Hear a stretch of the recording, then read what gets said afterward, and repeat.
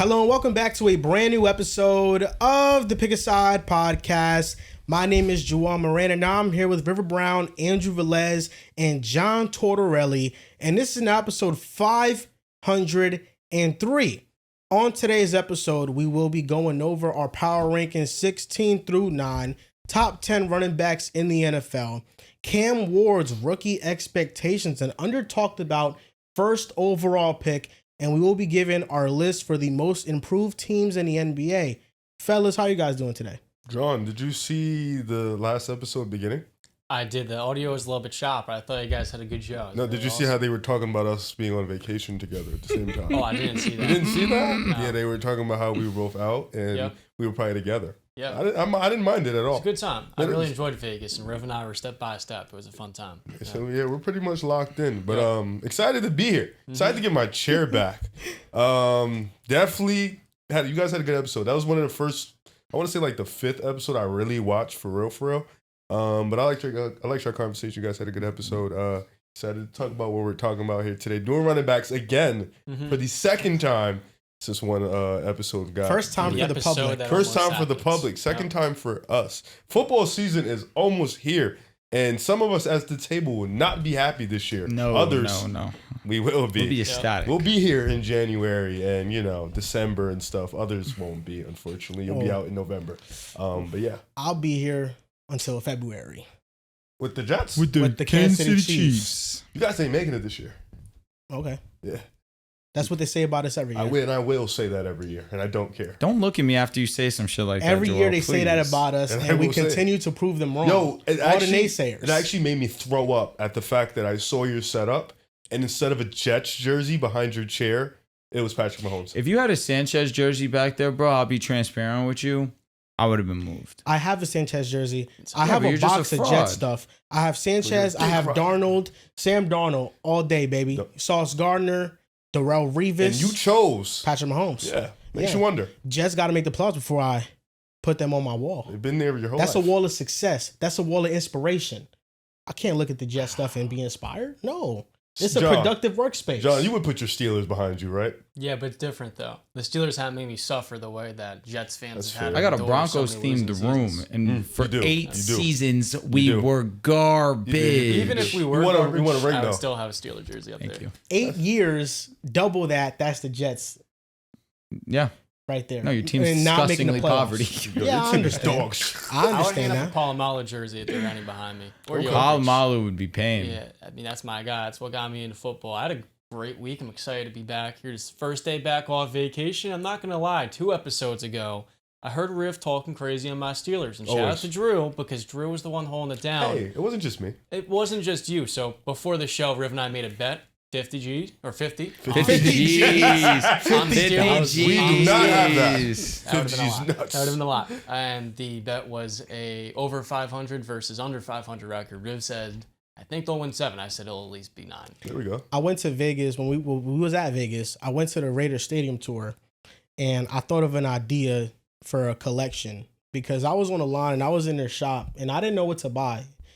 And then I saw a mini helmet that was $4 and I was like, I'll buy this. Like, this is something simple. Then I had the idea that I want to go to every NFL stadium and buy the mini helmet from the shop as like a souvenir. And then like each one I have like a shelf that I put each helmet on. That's dope. Right now I just got the Raiders one. So this year I'm trying to go to a couple games, like hit the ones nearby, like MetLife, of course, Philly.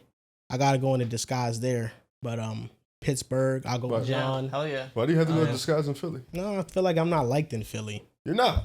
Yeah. But they don't got to go in disguise. There's actually no reason for any Philly fan to rock with you. Yeah. Yeah, there's no. But it's like because I'm too honest about them. It's not like they won a Super Bowl. Like we dislike you, but you were wrong, so we don't have to hate you. You know what I'm saying? That is because if you were right, then we'd hate you. But we don't. You were wrong, so we dislike you. No, if you were wrong, you get heckled though.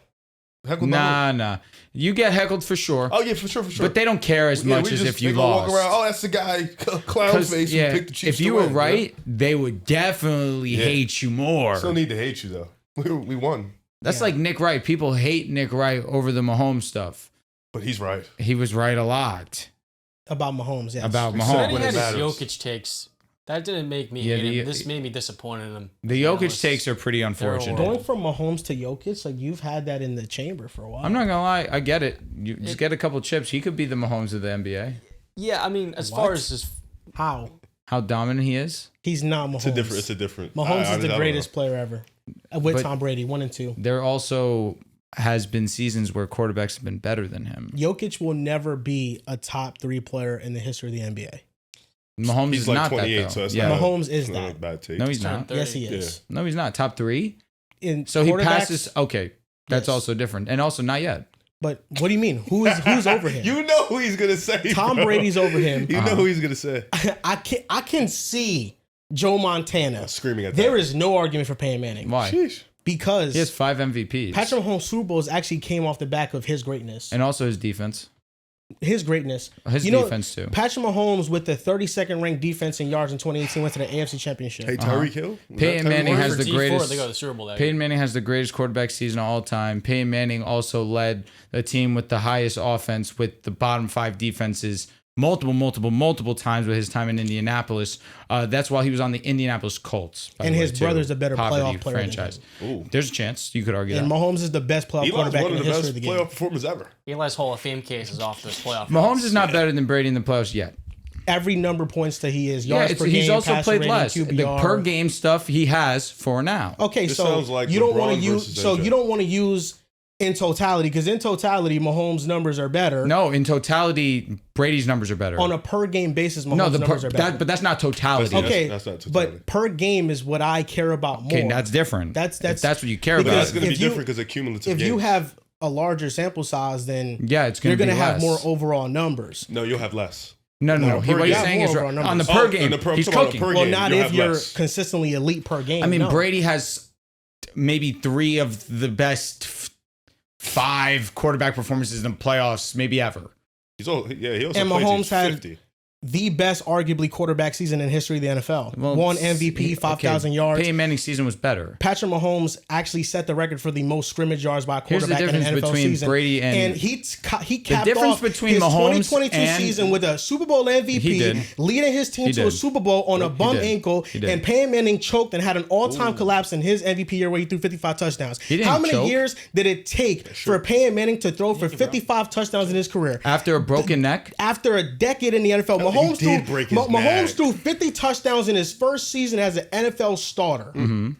He's over Peyton Manning. The only quarterback that he's not over is Tom Brady. That's it. Yeah, he's over Peyton Manning. There's a chance he gets there. No, it's not a chance. He is Peyton there. broke his neck, dog. He literally broke his neck, came back, and could have won 2 MVPs. AP definitely deserved the first one. I'm not mad about it. The floor for Mahomes is an AFC championship. That's the floor. And the floor for him is also dinking and dunking, being for what we think that he's supposed to be, a little underwhelming. And then the playoffs happen. And he looks amazing. Patrick Mahomes is underwhelming? In the regular season, this past year, he was underwhelming. This past season, he led the NFL in fourth quarter comebacks, game-winning drives, was first in success rate on third down. What was their offense? The best QBR on third down in the NFL. He's led more top 5 offenses in his career than Lamar Jackson has overall. So not Peyton Manning though. And he doesn't have because I don't care about Lamar. Lamar's straight. Overall. I never mentioned Lamar. If you want to measure Mahomes' first 7 seasons as a starter in his NFL career, it clears anything Peyton Manning has done. I'm not going to disagree. And it clears anything he's ever done. I don't know. Tom Brady, it also clears his first 7 seasons. If we're looking at Mahomes' start to his career, it is the best ever. Because we don't define careers off of the first 7 years. Yeah. Brady's excellence is also accumulated. Can I speak? Brady's You're not speaking nonsense. How? Because Mahomes, if he retires today, I didn't even get a chance to talk. Would be universally known as a top 3 quarterback in history. Is he universally known? If he retires today, so I guess you get universally accepted as after 2 blowout Super Bowls? After 3 Super Bowl wins and 3 Super Bowl MVPs, yes, you get that. Does Peyton Manning have 3 Super Bowls? He doesn't. Does he have 3 Super Bowl MVPs? He doesn't. So Patrick Mahomes already has more Super Bowls and Super Bowl MVPs in less amount of time in half of the career that Peyton Manning has played. He has accomplished everything Peyton Manning has accomplished in his career 5 in 7 MVPs. years. Yeah, you got 5 MVPs. Super Bowls matter. So wins are a team's or a quarterback stat now? They're not a quarterback stat. I'm just wondering. One use with context. I agree because Mahomes is amazing. Don't get me wrong, but when it comes to accolades, Peyton Manning has been they're not a quarterback stat. But you want to know what speaks to Mahomes? The fact that Josh Allen's defense is with the Bills. they allow less points per game than the Chiefs' defenses. Lamar Jackson's defenses allow less points per game than Mahomes' defenses. Why are we talking about them? Buffalo's defense is dog overall, shit. as a playoffs team, now. Yeah. the Dog Chiefs shit. allow more points per game than any of the top quarterbacks' defenses allow in the playoffs, yet Mahomes has been able to overcome that and win Super Bowls. But I don't care about Josh and I don't care about Lamar in this conversation. Peyton Manning's Super Bowl, his first one came when he threw 3 touchdowns and 7 picks. After an amazing comeback win against 3 touchdowns, the 7 greatest picks of all was his time. Super Bowl run. Peyton Manning's second Super Bowl, he was carried to. So we're not using context. We are using context. No, but so the context, the AFC Championship game, they were down double digits. It's Okay. one of the best playoff comebacks in the history So the of football. first 2 rounds don't matter where he threw multiple picks? we still were able to win those games and go into AFC Championship. Overall, his best playoff run doesn't stack up with Mahomes' best playoff run. That's a fact. I agree with that. Exactly. And the separator between these all-time greats isn't just the regular season, it's the playoffs. And in the playoffs, Mahomes is by far and away better than Peyton He Manning. is. Who's better in the regular season? By a lot. It's close. No, it's actually not. Yes, it is. By a lot, right now, it is Nah, it's Peyton probably Manning. Peyton right now because of the 5 MVPs. Peyton Manning has 5 MVPs. That's a lot, though. And he could have more, but I'm not mad at Adrian Peterson having his MVP. He Both has the 5 MVP, MVPs. Tom Brady has less MVPs than Peyton Deservedly Manning. so. Tom Brady has And 7 rings. who's better? Tom Brady has 6 rings. Tom Brady's better. Seven. But Correct. Tom, Seven, right? Tom also has all the counting stats because he has the longevity. And on top of it, yes, he's a 6-time. Is it 7? It might be 7, Seven. yeah. You're right. He won 6 with the Patriots. I apologize. Hey, bro. Absurd. He 7 made rings. he made 10 No, or 9. he is legitimately he's the different. GOAT. He's different. He's different. He has the counting stats, the playoff numbers, and the chips. He's Tom Brady unreal. has an impeccable resume.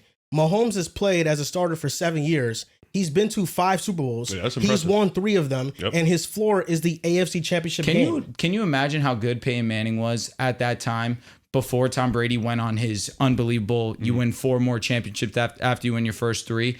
There was still that period of time where people did not know if Brady was clear-cut better than Manning. Peyton Manning's That's how amazing Manning was. After the Seattle Super Bowl Brady's, there was no looking back. Brady, I think, signed and sealed that after that. Peyton's amazing. But up until that point, that was a conversation. It was what Brady did in the second half of his career, which made him undisputed GOAT. The So you're telling separator me was there's the time. 07 season. The 07 Because people season, thought Rodgers would be the GOAT. Facts. yes, people thought Rodgers would be the GOAT because he won a Super Bowl early in his career. In and year then he 6. never won one It's true. again. The difference is that Mahomes has already won 3. 3. He's won the most in a quarterback's first 7 years as a starter. He's a legend. And no, wins is not might never win again. exclusively a quarterback There's stat. a chance. Wins are a representation of the team, and you cannot tell the story of the Chiefs without talking about Andy Reid, without talking about that defense and Amen. stats. It goes to everybody. Everybody gets credited.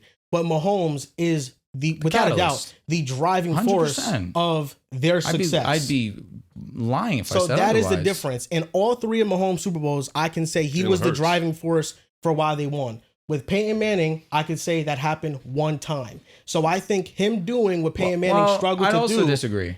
Because the AFC Championship game in 2015, if Peyton Manning doesn't play the way that he does, we could lose to. He was a backup quarterback at that point in time in his career. He was terrible. that Albeit season. true. Albeit Talking true. about Denver? No, him 2015. that season. He was terrible. 9 got touchdowns, benched for 17, Brock 19. Osweiler. He was also hurt that season. He was old as shit. No, he got hurt, and 9 that's why Brock touchdowns played. and 17 picks on Terrible the season, I believe. But when you needed him, he stepped up. yeah, but there's 3 other playoff games that you got to play that he wasn't very good, and he game managed his way. And that's fine. kind of what But Mahomes does in the regular season The now. driving catalyst of the Broncos winning the Super Bowl was their defense. That's what it was. 100%. It's the Yeah, greatest of all that's what it time. OD. It's the And greatest ever. Mahomes, I feel like his down seasons get overblown. This past season, I mean, 2024. when you get fucking on your hands and knees for Patrick Mahomes, we're going to be very tooth and nail. We're going to use a microscope to see what he's doing. No? 2024 was a down season for him. The context is never added for him. Lost his best receiver. Lost his receiver that he's supposed to rely on, the second guy in Hollywood Brown. Pacheco gets injured for most of the season. Left tackle situation is the worst in the NFL. They have to slide their left guard to play left tackle. Like, just an awful situation. It was. Still was a top 10 quarterback by every metric. Not MVP wise, Top 10. right? but he still was Give him top 10. Mahomes and we're saying top 10, And not he even five? prolonged drives Not even so top they five? could win football games. Jeez. Wait, you're telling me the greatest ever? I didn't think I'd hear top 10. 10? I thought I was gonna hear We're like top lowering five. our standards Yeah. to 10 The- for the yes. undisputed best quarterback in the Top 10 is league. No definitely a one drop-off. close. We don't even say 5. Top 10 Give is me You Yes, don't even because say the situation I'll- is different. You don't even say top Circumstances. 7. I get what you That's mean. So obvious. No, Give it a I know there were circumstance, some that's bad situations that Brady was in, and there was no way in hell anybody ever would utter the fact that he was less than top 5.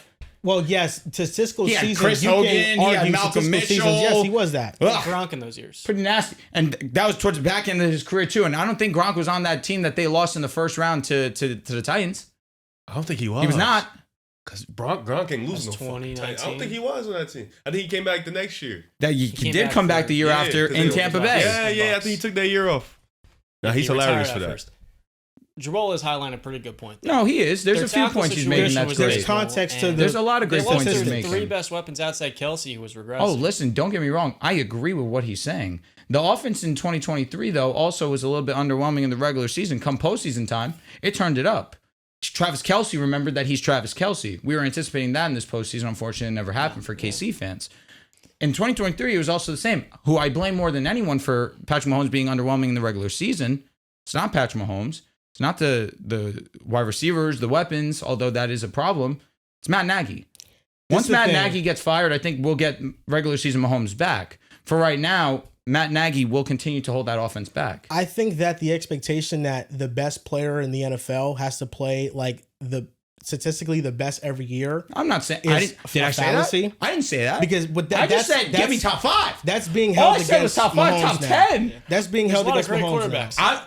No, it's all I'm asking is if you are the undisputed best ever, the first 7 years, there's nobody on your level, which is true. I agree.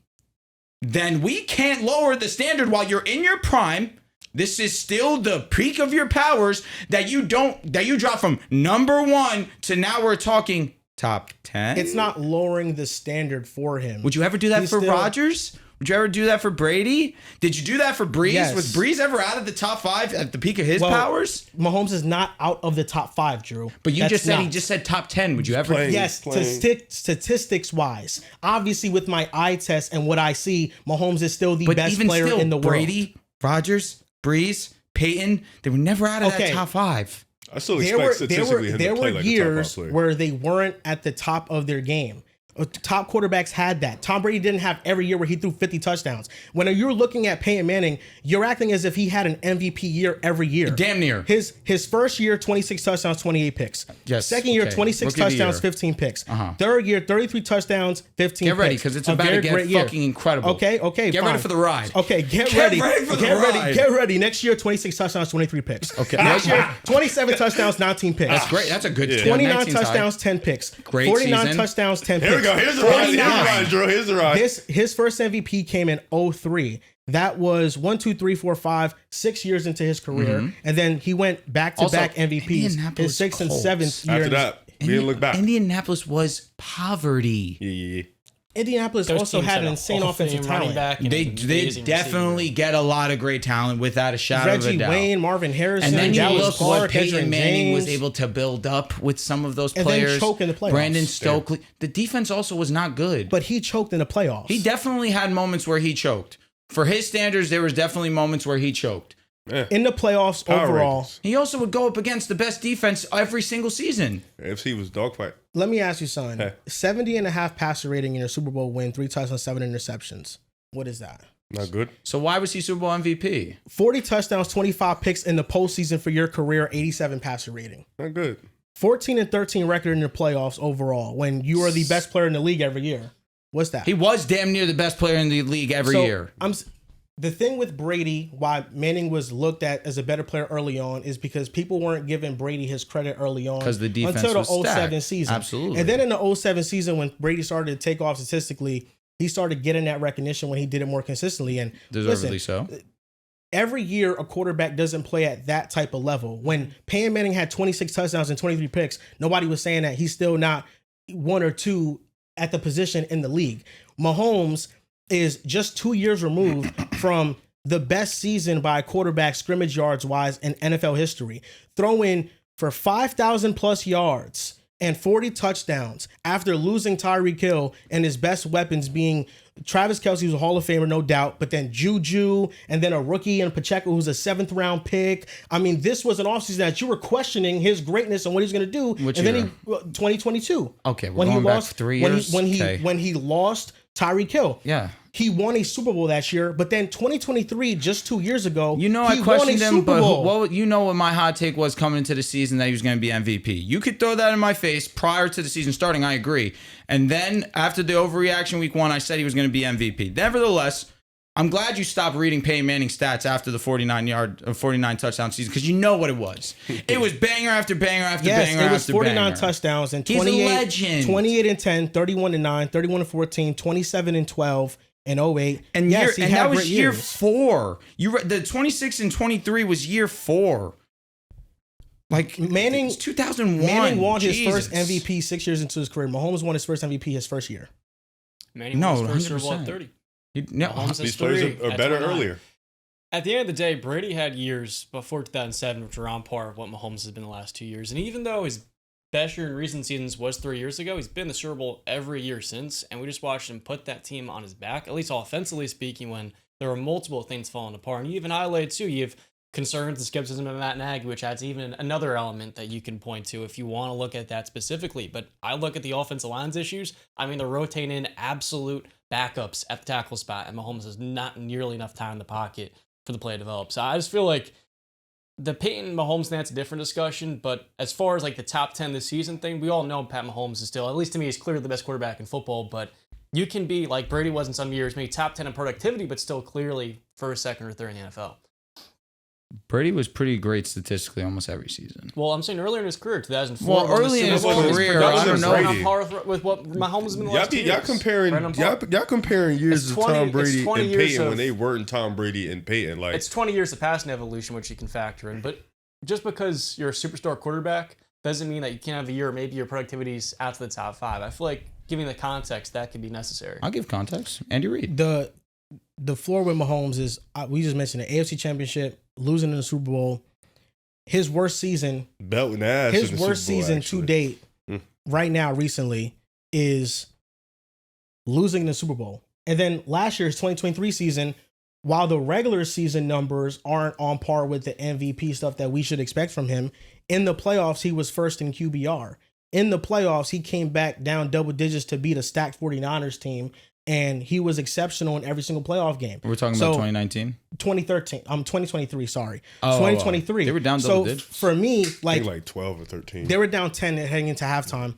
The same as the Eagles game in 2022, funny enough. But 2024, the season where statistically lower than what we expect from him, still goes to the Super Bowl.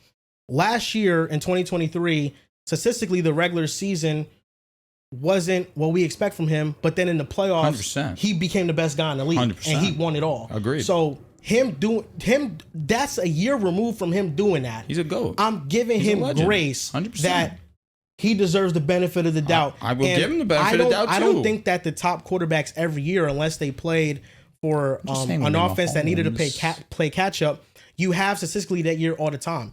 Overall, I think Mahomes has already accomplished everything that Peyton Manning has accomplished. Everything, no. Yes. Still need 3 more MVPs to do everything. I think what the thing is with this conversation is just the fact that Josh and Lamar and Joe Burrow, or mainly Josh and Lamar, because Joe Burrow misses times. Yes. Like the last 4 years, they've been statistically at an insane level over the last 4 years, and Mahomes in the regular season hasn't kept up, at least the last 2 years, I'd say. But in the playoffs, he remembers who the fuck he is, and he always ends up at the Super Bowl. I also think that Andy Reid takes the keys in the postseason more. He probably does. I mean, at this point, they probably know what they do. Like in the regular season, they know they're going to win games, and they're going to get to the playoffs. I mean, Andy Reid could hardly win a playoff game before Mahomes. And that's with Alex Smith, who took great care of the football and never turned over in the postseason. Talent gap is nuts. With respect to Alex Smith. I'm a big Alex Smith guy. I mean, he's a good player. I'm not going to say I'm a big Alex Smith guy. Before we're Patrick going Mahomes, from... The Chiefs had the longest. Didn't they choke a game? Flaming Young to like everywhere Alex Smith went, his teams won. Didn't they choke a game to Mariota one time? Yes, they did, and the Colts. The Chiefs had the longest streak of playoff losses until Mahomes took over. That's most of these teams. They were 0-8 before Mahomes took over. In the Bengals didn't win a first round playoff game until Burrow. Yes. Buffalo was dog shit before Josh Allen. Well, they're still winning some games. Some of those yeah, years. but the it Bengals, wasn't. That's like the Oakland Athletics or the Vegas Yeah, Athletics, a lot of these where they are teams, now, like the except NFL. like the Ravens, like outside because they've always been great for the most part. But most like those three guys going to these franchises, they were not poverty. Like the Bengals are probably the biggest poverty out of all of them, but not really nothing. And then these three guys get here, and now you see a couple AFC Championship games, Super Bowls from Mahomes. So when you're that talented and you could propel an offense.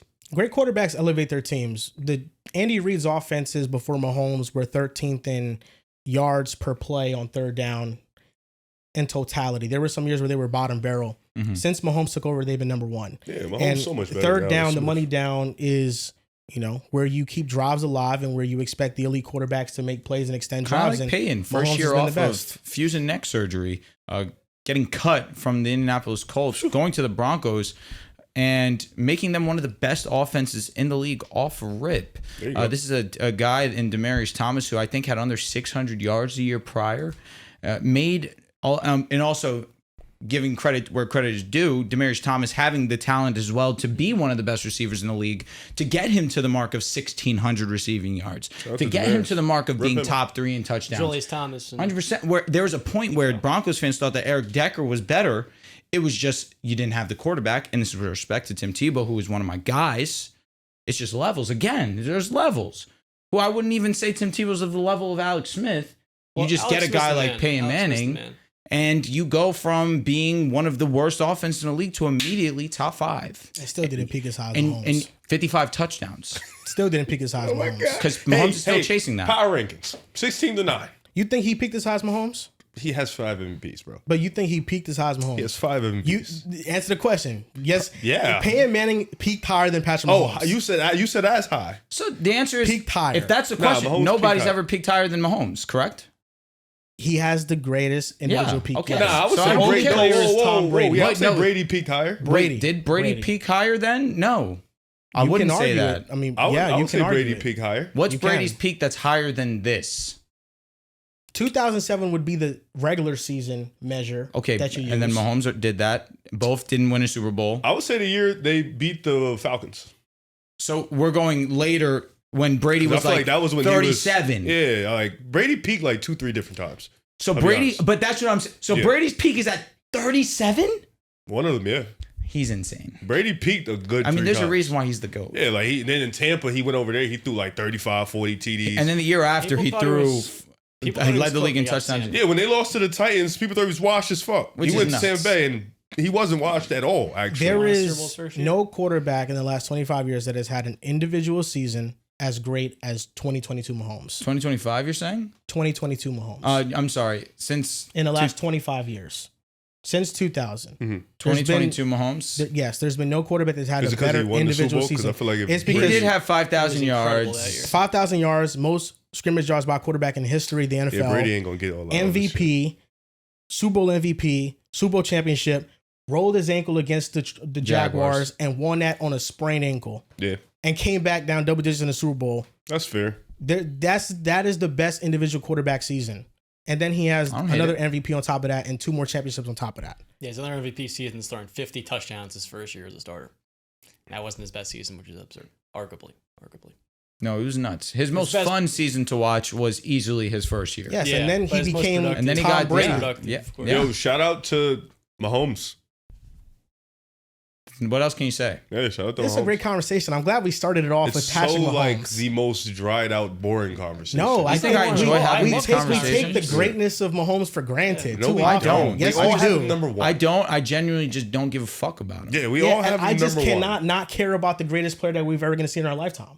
I can't. We watched Brady. Sure. Yeah, We were alive for Brady. Yeah, 1 or 2. Very alive. One or two, and I wish that people got to appreciate Brady more when he was playing instead of hating on him. I loved Because when he you was know? playing, everybody hated on him. And I can't say I was now one that hated him. People are hating on care. I Mahomes, probably and should have. we but should I- appreciate him once more. Once I came to the realization that he was better than Manning, I was just like, all right. And when was that for you? When he beat Seattle. In 2014? I loved watching Brady play in 2017. From 2014 all the way to when he retired in 2023. 3. All I'm saying is that I loved watching Mahomes didn't need Deflategate or Spygate. That's all I'm saying. Loved watching Mahomes play in 2024. 2024 is the best season Conveniently, the years because he didn't play his best. And we beat him in the Super Bowl. I love watching Brady play in 2017. I love 2024. 2021 was awesome. Give me 2020. That was electric. Watching them get their ass beat was really cool. All these superstar athletes, we see this in the NBA with Steph and LeBron, they're taken for granted because they do become villains to a degree. And then when their careers end, you look back and say, damn, I wish I appreciated it more. I mean, I'm not getting terrorized by Mahomes the way Brady damn near ruined my childhood, so I'm not going to have the same vitriol. But, I think it's nice to appreciate these players while they're playing opposed to not doing so until they retire. I've loved the seasons 2018 through 2024, now 2025. You like 2024? Yeah, every year. Ugh. Every year. You like that ass I love whipping? it. Every year. Dropping from 1 to 10? You can't get the highs if you don't have the lows. That's interesting. I get that. The lows hurt, but the highs are going The to be Lows are better. still going to the Super Bowl. The high is winning the Super Bowl. The low is losing it. Because this next stretch of Mahomes' career is going to No, solidify it's him going to as be the like greatest no ever. Super Bowls. It's going to solidify him as the greatest ever. It's going to be no Super Bowls. Okay. I'll tell you what's moving me. This new haircut of his. He looks clean. He looks fresh. It's a new model. good. Is it going to be like round 2 this year? You guys going to make it? Yeah. We'll make it. It's a championship every single year, Why folks. shouldn't they make it? I'm asking you. I don't know. No, I think they should. Disgusting. I think they should. I want you guys to get there. We'll get there. I want you guys. Okay. You got to worry about the Rams. Do we? You got to worry about the Stafford has Packers. not practiced yet. I'm worry saying a about the prayer Packers. for King. Who? The Packers. What are we worrying about? Jalen Hurts Yo, that struggles is against them. legitimately the least of our worries. The Green Bay Packers. I find it odd that the Rams are the team that everybody says, man, that's the threat to the Eagles. We are scared of Stafford. But the Packers have played the Eagles have just Jordan as Love. tough. They have Jordan And Love. they get It no was the respect in the closest, conversation. not I'm not close even game gonna. of You know all what it time. is? You know what it is truly, and I'm gonna be a complete. Stafford is more clutch than Jordan I'm gonna Love. be a complete asshole right now. We don't think Jordan Love's that good compared to Matthew Stafford. But you think Matthew Jordan Love's a Stafford better is much quarterback more. than Hurts? Huh? Matthew Stafford is much more dangerous than Jordan You think Love. Jordan Love's better than Hurts? No, I said they're in the same tier. I don't know why he said that. I don't know why He told did me that. Hurts is a better player, Love is a better quarterback. That's what I That's said. what he told me. I hate those statements. I really think about that one for a while. Yeah, they also have Puka. They have Devontae. You guys have Marquise Golden. Just watch when we Romeo get Micah. Dobbs. Matthew Golden. Matthew Golden. Let us get Micah. You can have and him. it's on. Lane Johnson owns him. Have him. Have him. Have him on the other side. You want him? You can have him. We got You can Rashawn have Gary. him. Got Kenny Clark. Cool. All I'm saying is that Sean the, Gary played last year. the Packers played the Eagles very close. Sure. They did. They did. Yeah. If the offense So can did the play, Panthers. if the offense can play a little bit Like, better, wait, yeah. don't disrespect No, the that's Green a Bay fact. Packers. So did the Don't Panthers. disrespect the Green Bay Packers. No, but so Don't did the disrespect them. Panthers, Don't bro. disrespect I'm not even. Did the Panthers not play as a No, it good was an ass amazing game. Yeah, it was actually better Don't than yours disrespect because them. they had a It chance was to win. twice for the Packers that they played. The each other. Panthers actually It had wasn't more of a just one chance game. to win Also, than you Bryce guys. Young looked No. better than Jordan Love did against the Eagles. They had a chance to win. The Packers It never just did. it wasn't just one game. It was two games. Dog. Which game did you think? Which game did you believe in more to win? The playoff game The or opener. The opener? The opener. Not the one that mattered. You see Jordan's The hurt? opener. Isn't he Love? still dealing with something? Yeah, His finger was dislocated. I think he got a surgery on it. He's fine now. Hey, buddy, win a game against the top team in your division first before you worry about us. Okay? Oh, Because you didn't beat the Vikings last year. You didn't beat the Lions. And you lost to the Bears too. Oh my God. Could have lost to them twice. Thank God. they Focus blocked the up. field goal. Look, focus feel up. great. Focus up. Get out of that Seattle tier. And Oh my then you God. can figure out where you're The at with fact it. that they went 11-5 Yeah. and were 1-5 in the division And a gives me a first-round lot of exit. optimism. They were the First round NFC exit. Broncos? No, way better than the Broncos. Who'd they beat? Who'd And they when they beat? play out this year, they're gonna Who'd let they y'all beat? out. Who'd they beat last I'm year? not because they're really Rams. the NFC Who? Broncos. Rams. With the Rams They hurt. beat more 500 teams. The Broncos didn't beat a 500 We team didn't. outside of Week 18. How many 500 Chiefs. teams did the Packers beat? Seattle, did 3, they finish 4. 500? Yes, Ugh, that pisses me off. the Rams. I don't think the Cardinals finished 500. They but did it. The Rams were hurt. They beat the that game. Texans too. Texans. They did that. Texas valid. That's your team. Texas valid. That's your team. You know what's funny? Texas choked that game. So it's valid. No, they had no chance to win that game. Yes, it came down to the wire. No, it didn't. Yes, it did. The way that the defense dismantled the Texans. You know pretty what's much. funny? Because I say that about the Packers games, and you're the only delusional one that thinks they. What's they the was in those what, games. what was the score of the Texans Packers game? 24-22.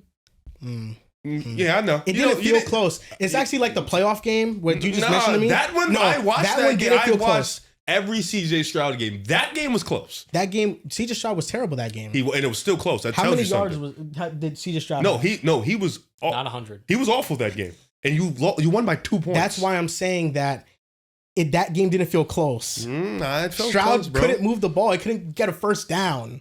And they still scored.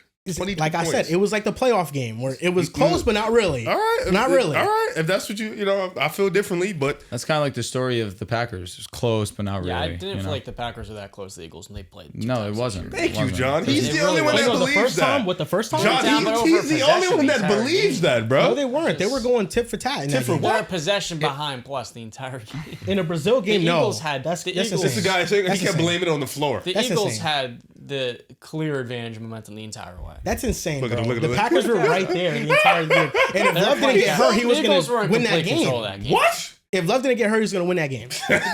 So why did he win the playoff game? He got hurt literally the last throw of the game. Yeah, and he wasn't able to complete the So okay, throw. Drew. Let's say that's a fact. He had an opportunity in the playoffs. Good field. We wasn't in Brazil. Elite field. Elite field. No Christian Watson. Oh, that matters. Does. You need No, I you need agree. a vertical field That stretcher. matters. You don't even like Christian Watson. He needs to stretch the field vertically. You don't even like him. But he needs to stretch the field vertically. He's important to the offense. I know that. He's important. Now they have Matthew Golden, and Matthew Golden is going to be a star. So That I believe. the Packers with a receiver. We're trying to figure you're out gonna see. quarterback 2 problems. So he might kill. You're right though. The Packers were up at halftime. I forgot that part. Watching The game. It Brazil didn't game feel was like close. Now it really you watched it. You're like the Eagles are gonna win this First game. half, the Packers were up. The Eagles are gonna win this I game. mean, you're going to feel that way, but no, the game was close. No, it was up. Drew, it was you was going watching back that It was game. down. close until it wasn't. John, Close you until was it watching the wasn't game the and you last felt play the of the Eagles were gonna win the game. game. I felt like the Eagles had complete It was also control. because Hurts was doing bullshit at the It end really of the was. game. Hurts was literally first half trolling the fuck away. First quarter trolling, second, third, fourth quarter He back almost to threw a back to pick trolling. six, like literally. It's trolling, not just playing bad. You gotta- No, trolling is trolling playing is playing bad. You got to be nice. It's Trolling just- is Trolling playing is. bad. Remember when Jordan Love did that dumb shit against the Niners? How could I ever forget? That wasn't troll. That was wanna- throwing under 200 yards. He was so that's good. letting out. He That's was- letting Brock Purdy, who had one of the worst games I've seen. He was so Go good ahead in and that clutch playoff up. before that second half. Brock Purdy was good in the second half. Oh Never no, forget no! that. It was the last drive. It was the last drive, which was raining. chef's kiss, 6 for 6, masterpiece of a drive. You let him take the shine away, which should have been like Jordan Love's anointing, like he's here. But then About to play from the the half of the Lions. third quarter on, it was an absolute. I have a fact for you guys. Gagatron. Jordan Love was top 5 in EPA last season. Jordan Love was. You've top heard 3 that in one already. QBR. You're going to hear something new right now. Okay. Brett Favre, 27 years old, Super Bowl. Aaron Rodgers, 27 years old, Super Bowl. Jordan Love turns what this year? 27. 27 years old. Watch out. Second round. Watch out. Second round. Don't sleep on the Packers. So your pick this year. Hey, He did it last year. Oh, trust me, we He remember. did it last we year, remember. bro. We remember. Chiefs, Packers, run it back. They never. What? No, he's saying that was his pick last year. Oh, It's gonna okay, be his okay. pick Chiefs, again. Packers, Okay. Run it back. I'm excited. I hope. That's with or without Micah? Both? with. See, good caveat. He got scared. he did get. He got scared They and I need gave him an Michael. out. Hey, listen. If Green Bay makes the Super Bowl, I'll give you $100. Okay.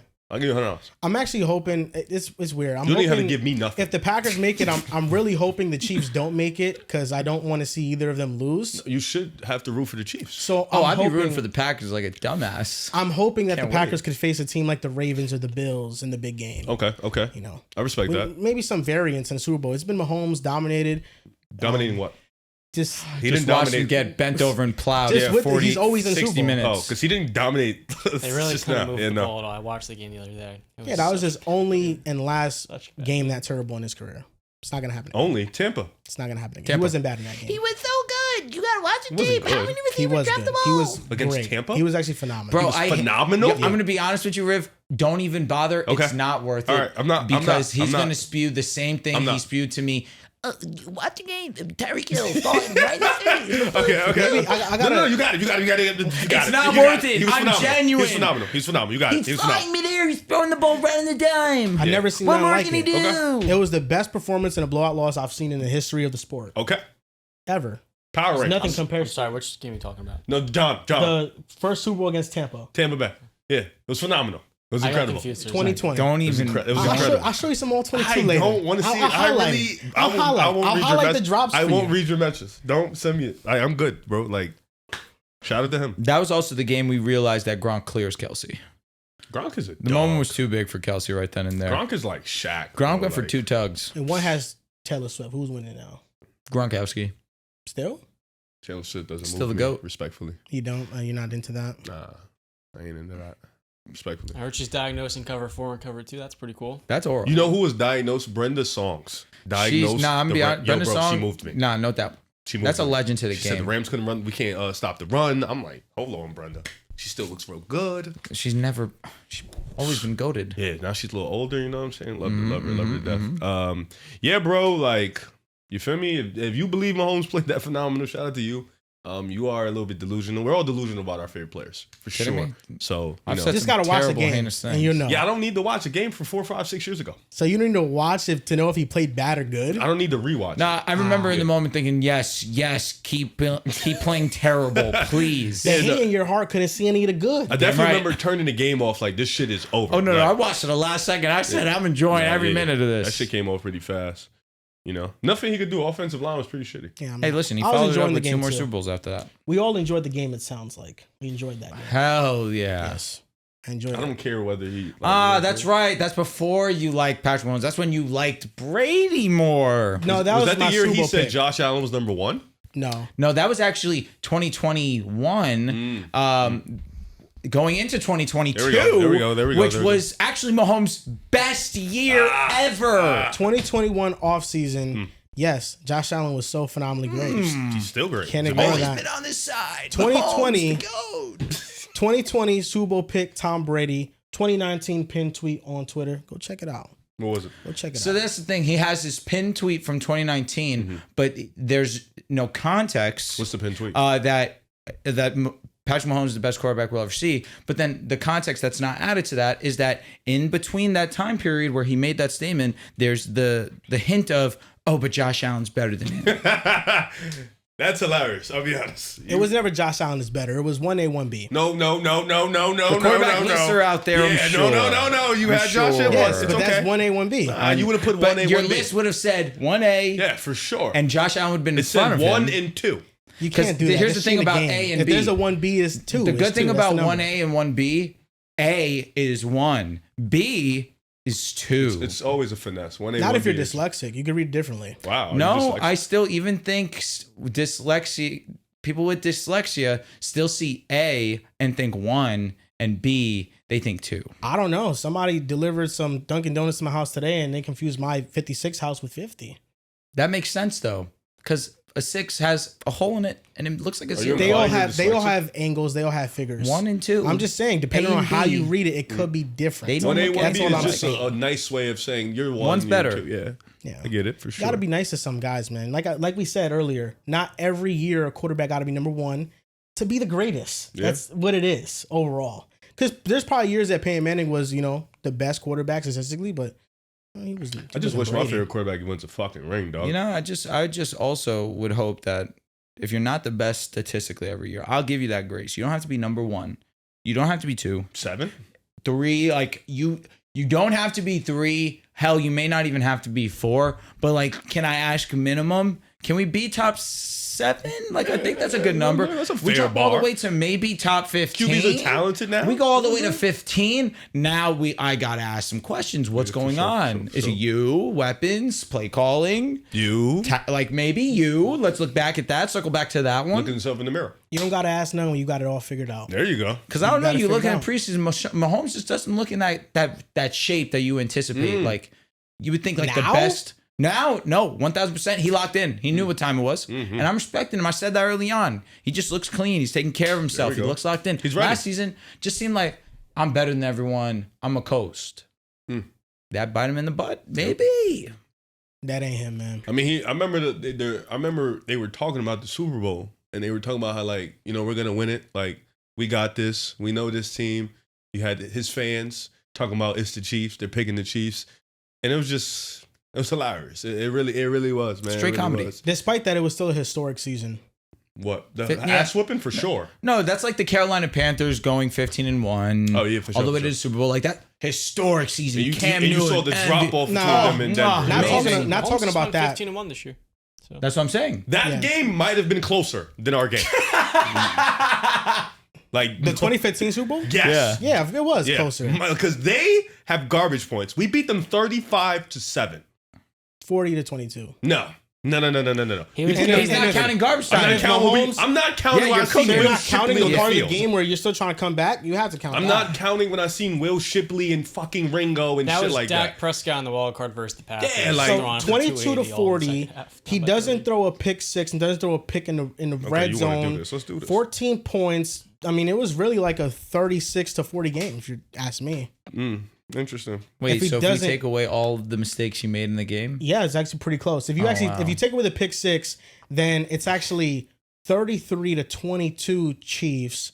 And the other interception that cost them, if he would have scored a touchdown there, it actually was a pretty close game. I don't know where your brain just went to. It's a No, pretty your close math game. is dog 40 to shit. 22. If you take away the pick six, Six you is still four. lost If you double take away digits. Mahomes' Still lost mistakes, double digits. this game looks a lot better. It looks a lot cleaner, looks a lot closer. Yeah, no, like that's legit. Honestly, yeah. If you But lost the me history there. is You not in lost the me wins that they won in the regular season. The history is that the Chiefs in 2024 were the only team in NFL history that ever made the Super Bowl in their quest to three-peat. Every other team fell short of that mark. You know what, bro? I'm actually so happy they made it to the Super Bowl for that opportunity for them to not achieve it. Yo, it's actually a shame. Like they did all that to fucking get ass with their ass with. Like, it Yo, really- like went at that two in a point, would row. you have rather have gone? Like, if you would have known, yo, we're gonna go to our third Super Bowl in a row. I'd rather go to the Super Bowl. You're gonna think that you're gonna win, but you're actually gonna get blown out, and it's not gonna be close. brother, the rather play score the was big game. 34-6 going into the fourth. I mean, would quarter. you That shit rather... the shit was over. That shit, they could barely get a first down in the first half. Yeah, like, bro. I think Oh, Mahomes I had, love like the 50 Eagles. passing yards in I the love third Yo, quarter. they had a play where he tried to throw it and Jalen Carter just punched him and he just fell. It was just fumble, boom. No matter what you do, Yeah, they bro. in that game. So It's the unfortunate. LeBron should have never won in 07 or 2013? Hey, man. Probably not. 2014? Well, no, Great because point. that was different. They had a chance to win those games. 07? Somebody, No 07, they Oh, did. 07, Yeah, every still game was basketball. close. 07, LeBron somebody was couldn't hit a ass. fucking jumper, Joel. Yeah, it was LeBron. You know, He multiple couldn't shoot. jumpers. Whoa, he's getting boxed and one. No, he was wasn't. actually he was getting being left left wide wide open. If you watch the game. Yeah, he was getting left wide open. It's a Oh, watch would you game. guys shut the hell up? Tim Duncan himself said we're basically playing all five of us I on don't, him. I don't care what Tim Duncan paint. said Of course, when I which makes watched sense. it. Make him shoot. He couldn't shoot. If you Seriously. watch the couldn't. game, LeBron was open. He was missing. He was Well, breaking. and It's that, 07, though. He couldn't shoot. They wasn't. I mean, double 07 teaming him. against the Pistons, he was shooting a ton. He No, was making them. it was an all-time performance. Just in the finals. Couldn't shoot it. Going up against a better defense. They left him open. He missed. Bro. It wouldn't be the last time that would happen in his career. No, He would thank get God. They left left wide LeBron open. open. The distance between me and the camera right now. That's how open it left him in 07. He couldn't shoot. And he missed. He Wasn't couldn't no That's a triple lot of- teaming that's That's him. a lot lot. of distance, That's like bro. You 7, can't 8 even feet right there. That's 7, 8 And think like it you was said, that far. most of the games were close. And had he shot better, maybe had he shot even average, maybe they win a game or two. He was young. He was a young He boy. got swept was. though. It's embarrassing. Where's AE's finals appearance? Anthony Edwards. Where's his finals appearance? I don't know. I have no idea. You say be top 20 all I have time. no Where's his idea. finals Yeah, appearance? Kobe 'Cause he Bryant's was- five. 'cause Yo, wait, how many? stop. Wait, no. Because AE's into year what now? 5. Oh, 5 so or 6. that's already not on GOAT status Yeah, trajectory. what year is this for? I think it's 5. Wait, so you're telling me he doesn't have a single MVP vote? Probably not. No, Oh my he God, doesn't. he has to have a first team All NBA. No. Nah. What? I should have had one, but no. He Probably started this in the All Star game. Yeah. No. Well, I'm going through the list of my other guys. Wait, Luka Anthony made the Edwards hasn't finals started that. He hasn't started didn't an start All Star this year. game. in the All-Star game. Because it was Luka in that shit. Oh my God. So he has Was nothing. Luka healthy for the? I don't know. No, it wasn't Luka. wasn't It was Luka? Curry. Oh. Yeah, he definitely ain't Yes. getting that shit, brother. I'm sorry. But I'm looking. Luka made the finals. Year 6. Played better than LeBron in his first finals. Ah! Harden made the finals before. No, Yes, he did. At least LeBron has the other side of the No, ball. no, no. That brother Luka, I love him now. In 2024, he cannot play defense at all. LeBron I don't think and- LeBron ever got. I don't think he ever fouled out of a game. LeBron in 07 did not play Facts. better than Luka in 24. No. Unfortunately, Drew. You know, he was bad. It was one. And then but Harden made the finals in his third year. oh god, Very pivotal off the part. bench. it's a 6-man guy. That's valuable. Manu It Ginobili is. came It off is. the bench. But we not counting him. LeBron as a and 6-man. Manu Ginobili. That's valuable. That's the I mean, conversation. Manu Ginobili beat LeBron for a gold medal with Argentina. In the He beat Olympics. everybody. Don't just say LeBron. He beat everybody. LeBron was. I don't think he played a game in the league. In what? That was 04. He was drafted in 2003. I think I don't know if LeBron he was made part of I that think team he might USA have been, team. but I don't think he was. It was Kobe. Like you don't say you beat LeBron. You say you beat Kobe and Tim and them. Because that's them. That's crazy. Why wasn't Shaq on the team? LeBron was on this team. I know he was on the team. Yes. So was Carmelo. Why wasn't Shaq on the team? The Kobe was not on the team. Like Kobe was on the team that would have won. He came in 08 in the Redeem team and then won. Who was on that team? Allen Iverson, Tim Duncan, Marbury, Sean Marion, Lamar Odom, Carlos Boozer, Dwayne Wade, Richard Jefferson, LeBron, Stoudemire, Carmelo, Emeka Okafor. This is the problem right He here. was garbage. I mean, could you imagine LeBron getting planted? We set the team like how we set the dudes with Hallie and them starting. This is the exact team. When we set the Viva. I mean, 3-peat, Stephon Dynasty, Marbury. 09, 010. I mean, come on, man. Come on, man. Not as embarrassing LeBron in 07, man. When are we going to start talking about him being worse than me in basketball? Without a doubt. He likes the Lakers. I know. With Kobe. Now he likes Ant-Man. No, he's the worst of all of us. What do we like? At least I like. No. The Ant-Man is valid. I will never give you slander for Ant-Man. That was a shit ton of. But good he's been teams. there though. He's been there. Fuck. I will say Kobe. I don't know where that came from. You ain't known me Mahomes, 15 years ago. I know you for 5 years. Nah, bro, you ain't know me like that. You know I that. know you for 4 years now, and in those 4 years, only this year We've been on this podcast long enough to know you just started talking about Kobe. Because this year I've needed to defend his honor. That's it. My number was called, and I answered. I answered the phone. I said, beep, boop, yeah, hello? Yeah, Kobe. Where do you have Kobe all the time? That's like it. 4? 5. 5? Who's in front of him? LeBron, Michael Jordan, Kareem Abdul-Jabbar, Bill Russell. There you go. Okay. He's over Duncan for me. What about where's Wilt?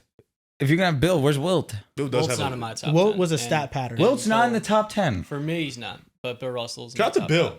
Good Bill love. Wilt was a stat pattern for me. He's top 5 down. Wilt has championships if he's a stat patter. He had 2 in his years playing. He was a major jock. Wilt's So most what? productive years were in the back half when he really kind of did take. Before the Jordan ego won out of it. championships, he was also a jock. It's a little bit different. Why? I would Why? argue- I would They argue both for were Wilt. like, when Will was playing, yo, we'll never see Well, a to player be fair, better than that. Top Jordan's 5 teams was dog top 5 shit. peak. I'm with. Will's teams wasn't dog shit. I'm With with the you. Warriors, I the don't remember West, the top five Warriors down. team. Was it good? It was dog I don't remember shit. the Philly team. Was it good? Hmm? The Philly team when Wilt played with them, was it good? Can you Okay, name a lot me of- one player there are- on that Philly There are a team? lot of Hall of Famers in the team. Paul Reason. There's a handful. I of guys genuinely in that am team. He had the asking. same play style Tom wherever he was Moore. at, though. Which They had a obviously, handful why of would you very change good anything players when in that nobody team. can stop you? That's a fact. There's The a only reason, one player could stop him, Bill Russell. Credit to him.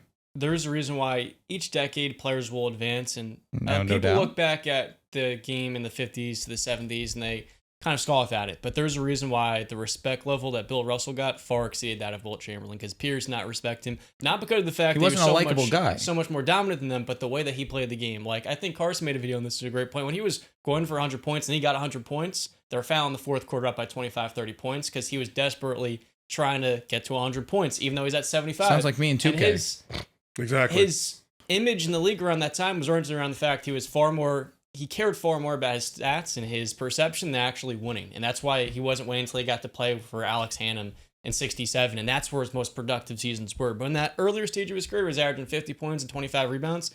One of the 5 most dominant peaks to me. But when I'm ranking the greatest players of all time, I think he's going to stoop below some of those guys out of my top 10. He's in my top 12, no doubt John, about it. I want to give you a compliment. But he played a lot of Hall of Famers then. When you talk, That was impressive. you're very convincing. Like, you have a very Thanks. convincing. He's not wrong with what he said. No, Though. he's not. But even if, like, say for example, you were talking about something you didn't understand, you can just read, and I would be like, I believe you. Or maybe Your voice, man. he It's a good did talk voice. so well because he does understand. That too. Yeah. You have a good voice, man. I like your voice. Wilt Chamberlain won 2 championships. One was with the Lakers when he was really old. The pace of play back then was just so high that the numbers were going to be inflated in that era, without a doubt. Yo, name me one teammate for for Wilt Chamberlain's 100-point game, and I'll apologize. For his 100-point game, 1962? name me. This was 1962. One teammate. This is a question for you, John. Tom This is for Gala, John. Tom Who? Gala, a reason, Guy Rogers. No. Well, okay. Who? The first guy? No. The second guy? Who? What's his name? Tom Gala, No, you said a No, reason. Tom, was the no. second guy. A reason? Yeah. Paul Reason, You're him. and Guy Rogers is in there. Yo, Cook played 48 minutes. They all did. Just a few other players in that team. Just A forgot. reason shot 38% in this Yeah. game. That probably 7 is for elite. 18. Wilt was probably fuming at him. You took 18 shots. Wilt, Wilt man. took what, like 80 shots that Yeah, game? Wilt Paul crazy. Reason. What a pull, John. Yeah, Wilt not in my top 10 either, respectfully. Probably like the 5th. I understand that people have him in theirs. Their criteria is most likely different. There's a lot of guys legitimately in NBA history you can make an argument to be top 10. Yeah, there's so it's like at least there's no 12 real. guys Paul for me Reason that I was thought a could be good top player. 10. You, That's what I'm saying. There's no There's real wrong reputation. He answer. averaged 23. He's in the Hall of Fame. yeah, it's just so many guys. Wow. Man. The NBA is so Guy Rogers is also in the Crazy. Hall of Fame. crazy. Al Adams. So we'll play with two Tom Hall of Essery, Famers. yeah. Tom Essery. Apparently. 100-point game. Yeah, he was jockeying. That says a lot about him. All right, listen, fuck it. Shout out to Guy Rogers and a reason for being willing to be team players. That's like LeBron with Wade and Bosch and just being like, no, you guys are like 10-point per game scorers. I'm just going to do all the work. When was that? When I'm not saying that. I said that's if he were LeBron to do that. did that. Oh. That's why I've seen documentaries on Wilt, and a lot of the perception around him back then wasn't positive as a player. They didn't think that he contributed to winning all that much. And he was basically viewed as like a underachiever. Yeah, he's the 5th best center to me. You have Hakeem, Kareem, Bill Russell. Mhm. I think it's valid. Yeah, I would put all I those have guys Hakeem over. stupidly high. Nothing wrong Very with that. fair. Yeah, like stupidly. Hakeem was Jokic before Jokic. Hakeem was Jokic, Joel Embiid, fucking all of them. Kobe?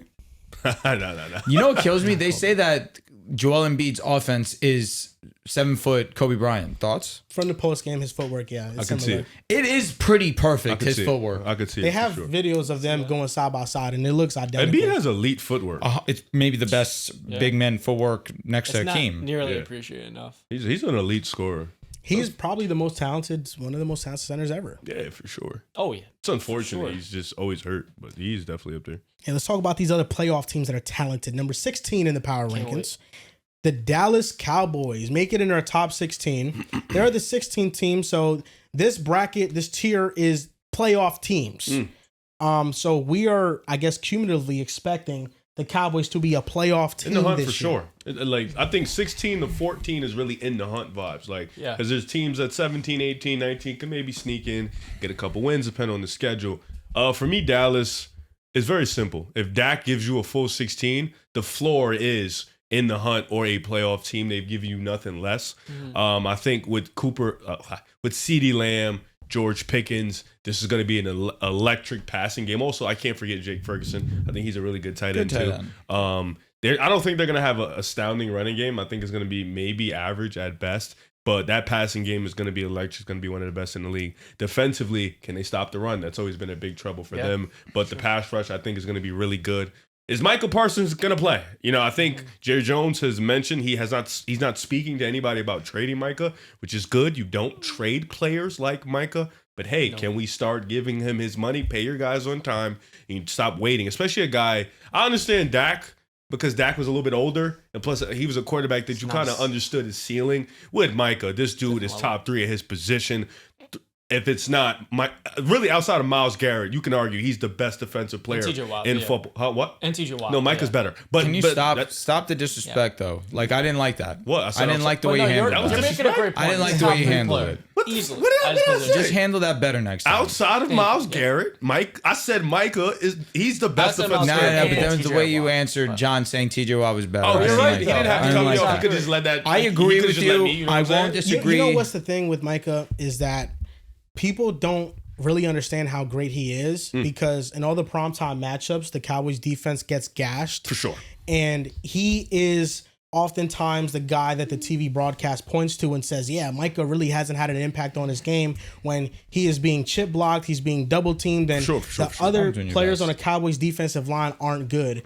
And that affects Micah negatively. With TJ Watt, I'm not denying how great he is. I think the gap between them as pass rushers right now is very large. I think TJ Watt is a far better run defender, but Micah Parsons had more pressures, had more sacks in 4 less games than TJ Watt. He gets double teamed more than TJ Watt, and TJ Watt wasn't even the best defensive player on the defense for the Steelers. Oh, it was Cam Hayward. It was Cameron all-pro. Hayward. He was Yeah, Cam incredible. Hayward. I think Like, we're talking about Cameron Hayward, Alex Highsmith. It's Nick Mike Smith missed Herbig. 5 games. yeah. It's no Cam where Herbig Hayward. came in. He's Yeah. beating father We're talking about time. an elite defensive line. Yeah, and that's not to knock TJ, but No, Micah TJ doesn't Watt's play great. with that talent. And TJ Watt, one thing you can say about him that you really can't say about Micah, I feel like is you can feel his imprint on the game in terms of just whether it's getting an interception, TJ? getting a script. Like He'll he make is a game-winning he's play. a legit game changer, even if he isn't rushing the passer.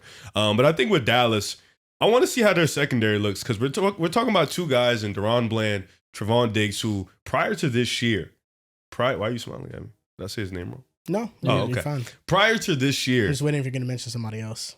no, I'm just talking about these two specifically.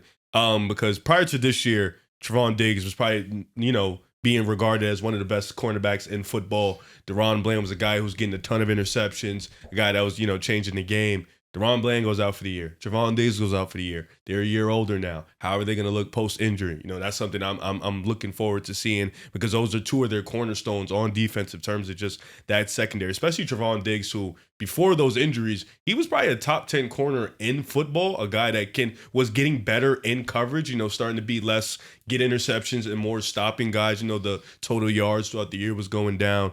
But for Dallas, for me, like I said, Dak's playing. That's the floor for them in the hunt playoff team. I think this team can set a immediate tone. They're obviously not going to do it, but they can set a tone by beating the Eagles week 1. Like that can be the insane tone setter and go into Philly championship high. They're not going to do it clearly, but they can. Like if they win that game, the season starts to look a lot different. So I just don't see much of a difference between the Cowboys and the Cincinnati Bengals. They are quarterback-led, two top offensive options, and the Bengals have Trey Hendrickson. It's a gap. I mean, I think Micah's better, but Trey Hendrickson just led the NFL in sacks. Still an elite player. It's still a gap. Yeah, he's still an elite player, though. I just think both defenses are bad. The Cowboys ranked poorly last year, even when Micah was on the field. Their secondary is more so name brand than actual production. Well said. And they still can't stop the run. He's right, bro. Production? He's right. Bland has production when he plays. The only thing he has, which is amazing, is interceptions. That matters. But he's literally... He's a ball hawk. He's Trayvon Diggs repeated. They both do the same things that they gamble, they get cooked. Ball hawks, that's a ball hawk's personality. Yeah, but nobody on Cincinnati is a ball hawk or a stopper. No, I'm not disagreeing. That's not the point, though. Neither defense can get stops. That is also very true. They were hurt Cowboys, last season. They were. Give them grace. They have more potential to be better than the Bengals defense. Without a doubt. Sure. The Bengals just lack talent. The Cowboys' run defense is still one of the worst in the NFL. They're still expecting a breakout out of Mozzie Smith. And Mozzie Smith was so bad against the run that he didn't even grade within the top 200 interior defensive linemen against the run. He had a 28.3 grade. He was that bad. And they're counting on him again to be good. And he's not going to be good. He's just not a good player. Then offensively, you have CD, you have George Pickens, but there's no run game. There's no running back that's good on that roster unless you believe in Jaden Blue. And the offensive line, this is not the same Cowboys offensive line that we've come to know. Zach Martin retired. Right now, you have Tyler Guyton at left tackle, who's average at best. Terrence Steele at right tackle is horrible. You have a rookie starting at guard. 2 years ago, Tyler Smith is their only great player on that offensive line. When they did make the playoffs, was that 2 years ago? The year before last year. They didn't have the run defense wasn't good. They really didn't have a good rushing attack. It was just Dak and CD for the most part. The secondary was still the same guys, just ball hawks. And they made the playoffs. The difference is that they had Dan Quinn and they were I don't know who this Luke guy is. Turnover heavy defense. They led the league in turnovers for multiple years. It's probably going to be their makeup this year. And they were actually a top-ranked defense. The Cowboys were. Is it because of the turnovers? Yes. Turnovers, but also even without the turnovers, they were a highly ranked defense. Now they have not. They fell off last year a lot. They were hurt. So for me, I just look at the Cowboys and I think they have a lot of flaws. What's their schedule this year? Is it difficult? And while I think Dak is a great quarterback, I don't know if he's enough for them to make the playoffs with all of these weaknesses on the roster. That's valid. He's done it before, though. They are a team which, to me, seems like they'll be better than what their record is. I am kind of buying in a little bit to the coaching staff around Schottenheimer. I thought the Clayton Adams addition, who was the Cardinals offensive line coach, they kind of gave him a promotion as the offensive coordinator now, even though Schottenheimer is the head coach of the de facto OC.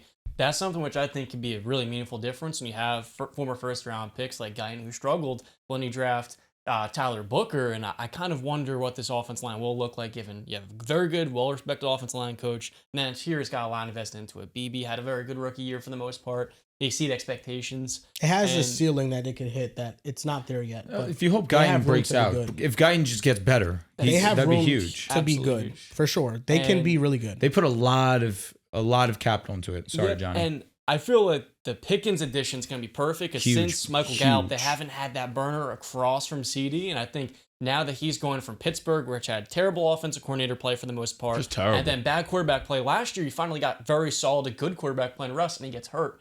So I think the combination going to a better situation, playing off of CD Lamb, seeing less double teams, more single high coverage. Better quarterback. I'm expecting Pickens to have the best year of his career. He's someone I'm targeting fantasy leagues. 100%. Depending on where the ADP is going to be. And then I think most importantly, you really hope that Mike is going to be ready for week 1. Schottenheimer said that he expects him to play September 4th versus the Eagles, but the coach is going to have to play damage control. Don't reveal your like hand this. so soon. We're in a couple drafts together. I'll snipe you.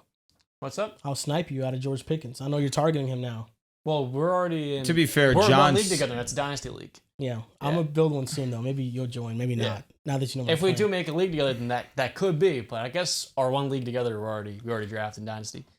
I have a bet with somebody with Pickens and Smitty. Some people have Pickens as a wide receiver 1 on their team. That's nuts. Very Not nuts. ideal. However, he's going to have an amazing season. I look at this Dallas Cowboys team, and I had the two teams flip between them and Cincinnati. I think Cincinnati's offense is a little bit more explosive considering the addition of Chase Brown. And, of course, they're just better talent-wise. With respect to George Pickens, who I think is a lot better than some give credit, T. Higgins is a step above, and Jamar Chase is the best in the league, in my opinion. The defense, I agree with you, Joel.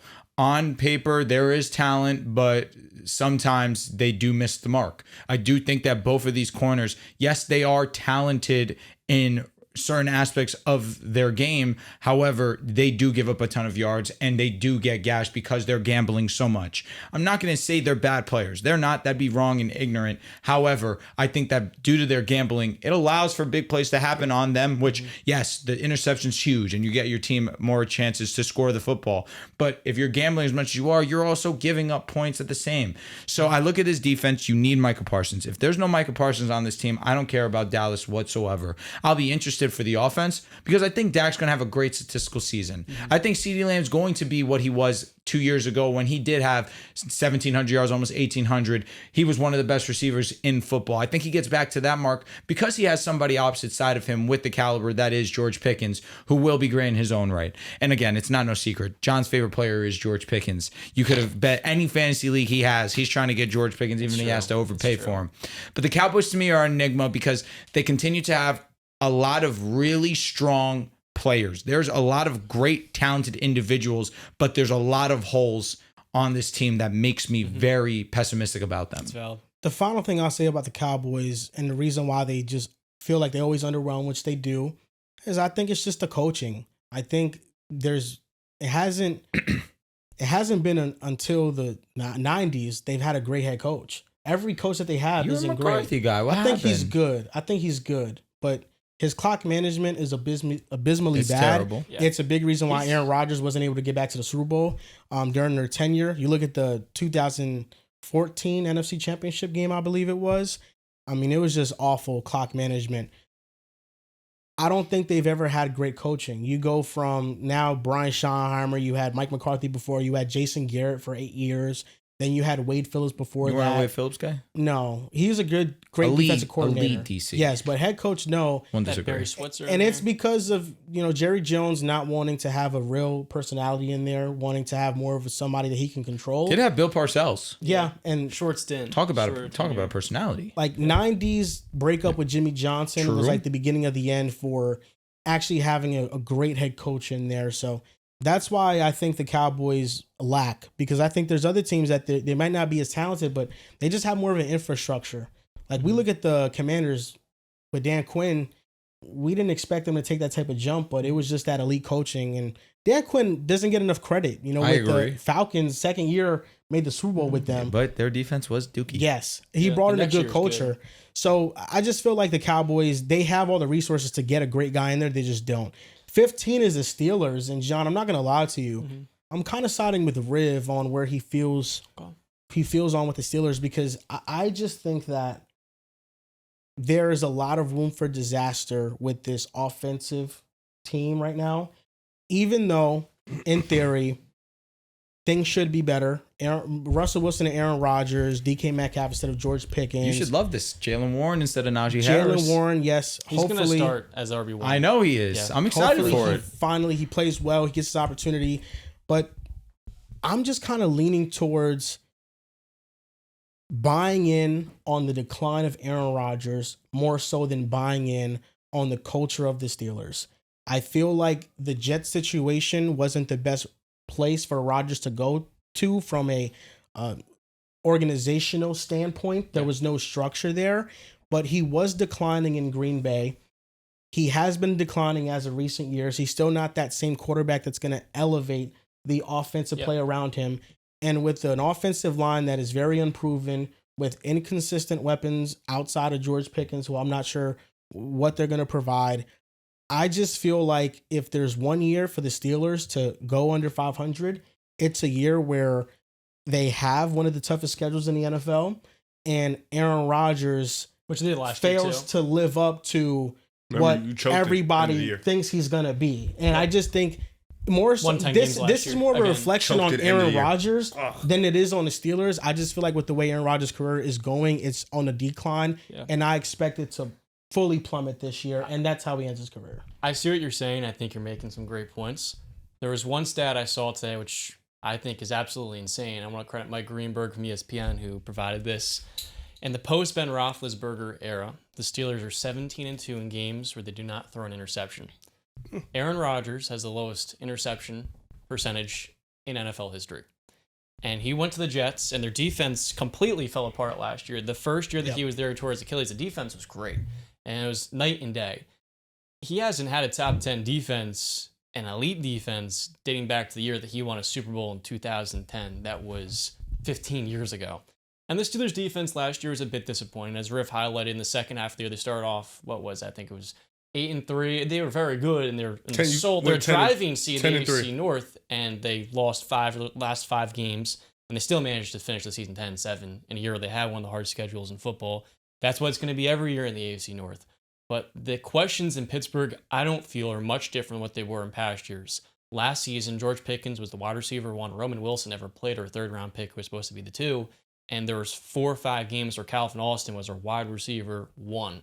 This year, you add in more talent. And I was against the Minkah trade, but the more I let it marinate, it makes more sense. Jonnu Smith being that second weapon. And then Roman Wilson has looked fairly good in preseason as that slot weapon. It reminds me a little bit of Randall Cobb. I've seen that comparison in the slot. I felt like Rodgers has praised Roman, saying he's super talented, but he's in his own head. I feel like I can attest to that. He's a player who, to me, get open over the middle of the field. And I felt last year Russell Wilson played some really good football for the Steelers, with exception to really one poor game versus the Ravens. And we were able to win in so many different ways, with Fields where he had training wheels on to Russ airing the ball out. But the one thing we couldn't do with those two quarterbacks was target the middle of the field. Our tight end room is one of the very best in football. It's deep 1 through 3. And I feel like the wide receiver position is a little bit better because of the depth. The question to me is just what the running back spot looks like, as far as I think Jalen Warren's going to have the lion's share of touches the first few weeks. Wonder if that changed with Caleb Johnson, because at Iowa he was in that wide zone scheme. That's what Arthur Smith loves. And then my other question is, because there's a lot of X factors, a lot of questions. Can Troy Fautanu stay healthy at right tackle? He's looked good, but he fell to us in the draft because he had injury concerns. At left tackle, Broderick Jones is all right in run blocking, but even still, very bad last year as a pass protector, and he'll oftentimes pick up the wrong assignment in different running concepts. And I think hitching with those two questions, it's our defense got pummeled in the playoffs. We couldn't stop the run despite having TJ playing through injury, Cam, and Alex Highsmith. So my question is, can TJ get back to the level he was at prior to last year? Because he was hurt, was really absent the last few games of the year. And I want to see TJ get back to that true defensive player of the year level, because I can't expect Cam Hayward at 36 years old to still be a first-team All-Pro caliber player. So for that, I think we need the best version of TJ. And then hitching with that, I hope that Jalen Ramsey is kind of unlocked with these veterans a lot. Really, what I'm saying here is hope Slay's healthy and Joey Porter Jr. develops so we can keep Ramsey in the nickel. We can move him to free safety, and he doesn't have to play on the outside. I think that's the other thing with TJ Watt. Watt and Ramsey, I think they're 2 huge game changers. They can make this a top 5 defense this year, but if Watt's not himself, it's probably closer to 10. The depth you have at the cornerback position is nuts. Yeah. Joey Porter, Slay, and Ramsey is, you could argue, the best trio of corners we have in the league. Yes, they are older. Slay is older. Ramsey's a little bit older. Ramsey's still a dog. Yep. Joey Porter I think this season will be beneficial for him because it's no longer him going up against the one every single week. There'll still be moments where he has to go up against the one. I think there'll be moments where he'll be able to handle himself, but you're right. You got 2 vets in front of you, and these are 2 vets that you should be picking their brain on every single day while you have that opportunity. The defense will be great. I have no questions about the defense whatsoever. I am hopeful that Cam Hayward is ready to go week 1. They get the contract situation done. It's not going to get situated. He's still going to play week 1, though. I've not liked the recent comments that he's made. No. But yes, I'm with you. You need TJ Watt healthy. You guys go as far as he does. Now, for this offensive line is my number 1 concern. I think that DK Metcalf, Jonnu Smith, that's a good enough 1-2 to get it done. You mentioned Calvin Austin. You mentioned Roman Wilson. I think those are fine complementary pieces. But Jonnu Smith's a really good tight end. We saw that last season. And DK Metcalf, I think I would use the same words to describe him. I do think he's a really good wide receiver who just has inconsistent moments. The run game to me is not overly concerning because although in limited opportunity, I do believe Jaylen Warren is a good running back. The issue is staying healthy. I think Caleb Johnson was a smart pick to make because you knew Najee Harris was not coming back. You needed depth at the running back position because of the uncertainty, the inconsistency of Jaylen Warren staying on the football field. That was a great decision there. I think your run game will be fine. I'm concerned that Rodgers will not be protected. I'm concerned that the run game won't be great because of the lack of run protection. That's my main concern for this team. Arthur Smith is also a concern. I say that because there's also inconsistencies with him as a play caller, although he's had really strong moments in the past. Can he recreate that this upcoming season? I like the Steelers this season. I do see them as a 500 team because that's what Tomlin's shown you what their baseline is. That's me kind of throwing away any type of analytics, throwing away just what he's shown you, the consistency that he's shown with the lack of talent, the fact that they constantly still go 500. This is a talented team considering the past. So for that reason, I am a little bit higher on the Steelers. I don't know if I see them being this overwhelmingly great team. I just don't know if that's going to be in the cards for the Steelers while they do have middling quarterback play. But for this upcoming season, this is a 500 at minimum team for me. I know Riff has other thoughts. Yeah, John, man, this Pittsburgh's offense is just not something I'm excited about.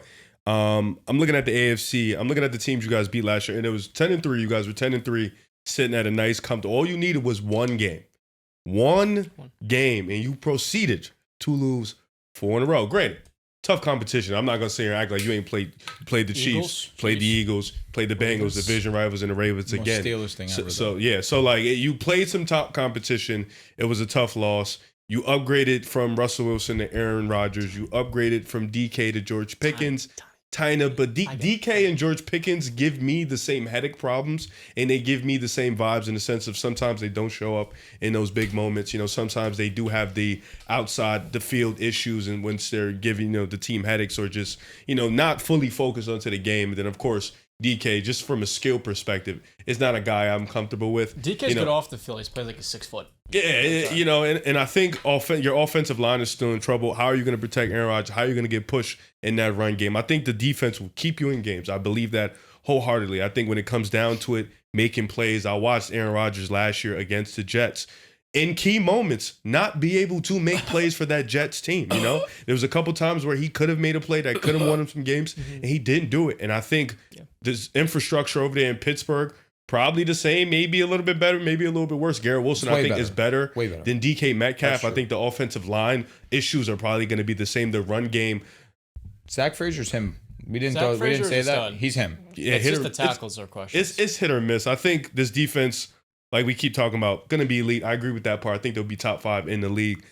Just from the offense perspective, I don't think this offense is going to be good enough to where it can, get you a 500 record. I think the AFC did get a little bit better. I think you have teams like the Chargers, although they did just lose their offensive tackle for the year. But, Cincinnati's going to be hanging around. Baltimore, Buffalo, the Chiefs. I'm looking at teams like Denver. They got better. Houston practically runs their division. So it's going to be tough. I do think this offense will hold you guys back, though. Yeah, I think that's what this tier is with the playoff teams is usually a unit on their team is elite and another unit is average or underwhelming. Or you have like a balance of both. And I think a balance of both is this next team and the Tampa Bay Buccaneers. Amen. I think the offense was elite last year. We have to see how it looks like without Liam Cohen now. and the defense was below average. But this is a team that is very talented. They brought in Hassan Reddick, who maybe can add some juice after his Jets tenure where he didn't care. I think now he's in a situation where he cares more and he's getting paid more. So he should put more of an effort. And they have Yaya Diaby, who broke out last year. So I think the Bucs are in a good spot.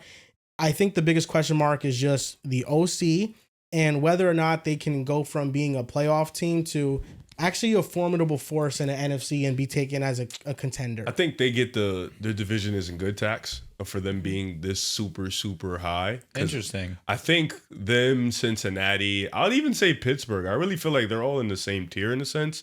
Because I feel like all those teams could win that division. I don't like this opinion. I really think if Cincinnati was in the NFC, what is that, South?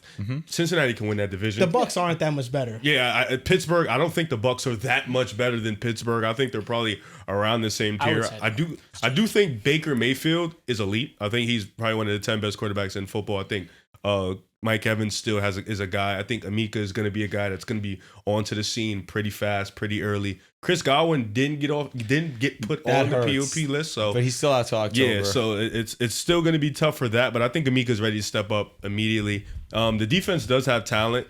We'll see how they go. And then, like you mentioned, the OC is not there. But Drew, you're super high on this team. They won 9 games last year. I wouldn't say I'm super high on them. They're a 9-win team.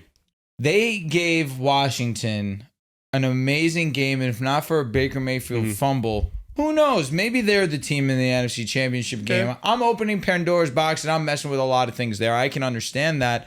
This offense was incredible last season, and I think that it's fair to have the question because they went from Canales, and we thought, hey, what's this offense going to look like? You just lost Canales. He was really good, but then you got Liam Cohen, and they were just like 10 times better.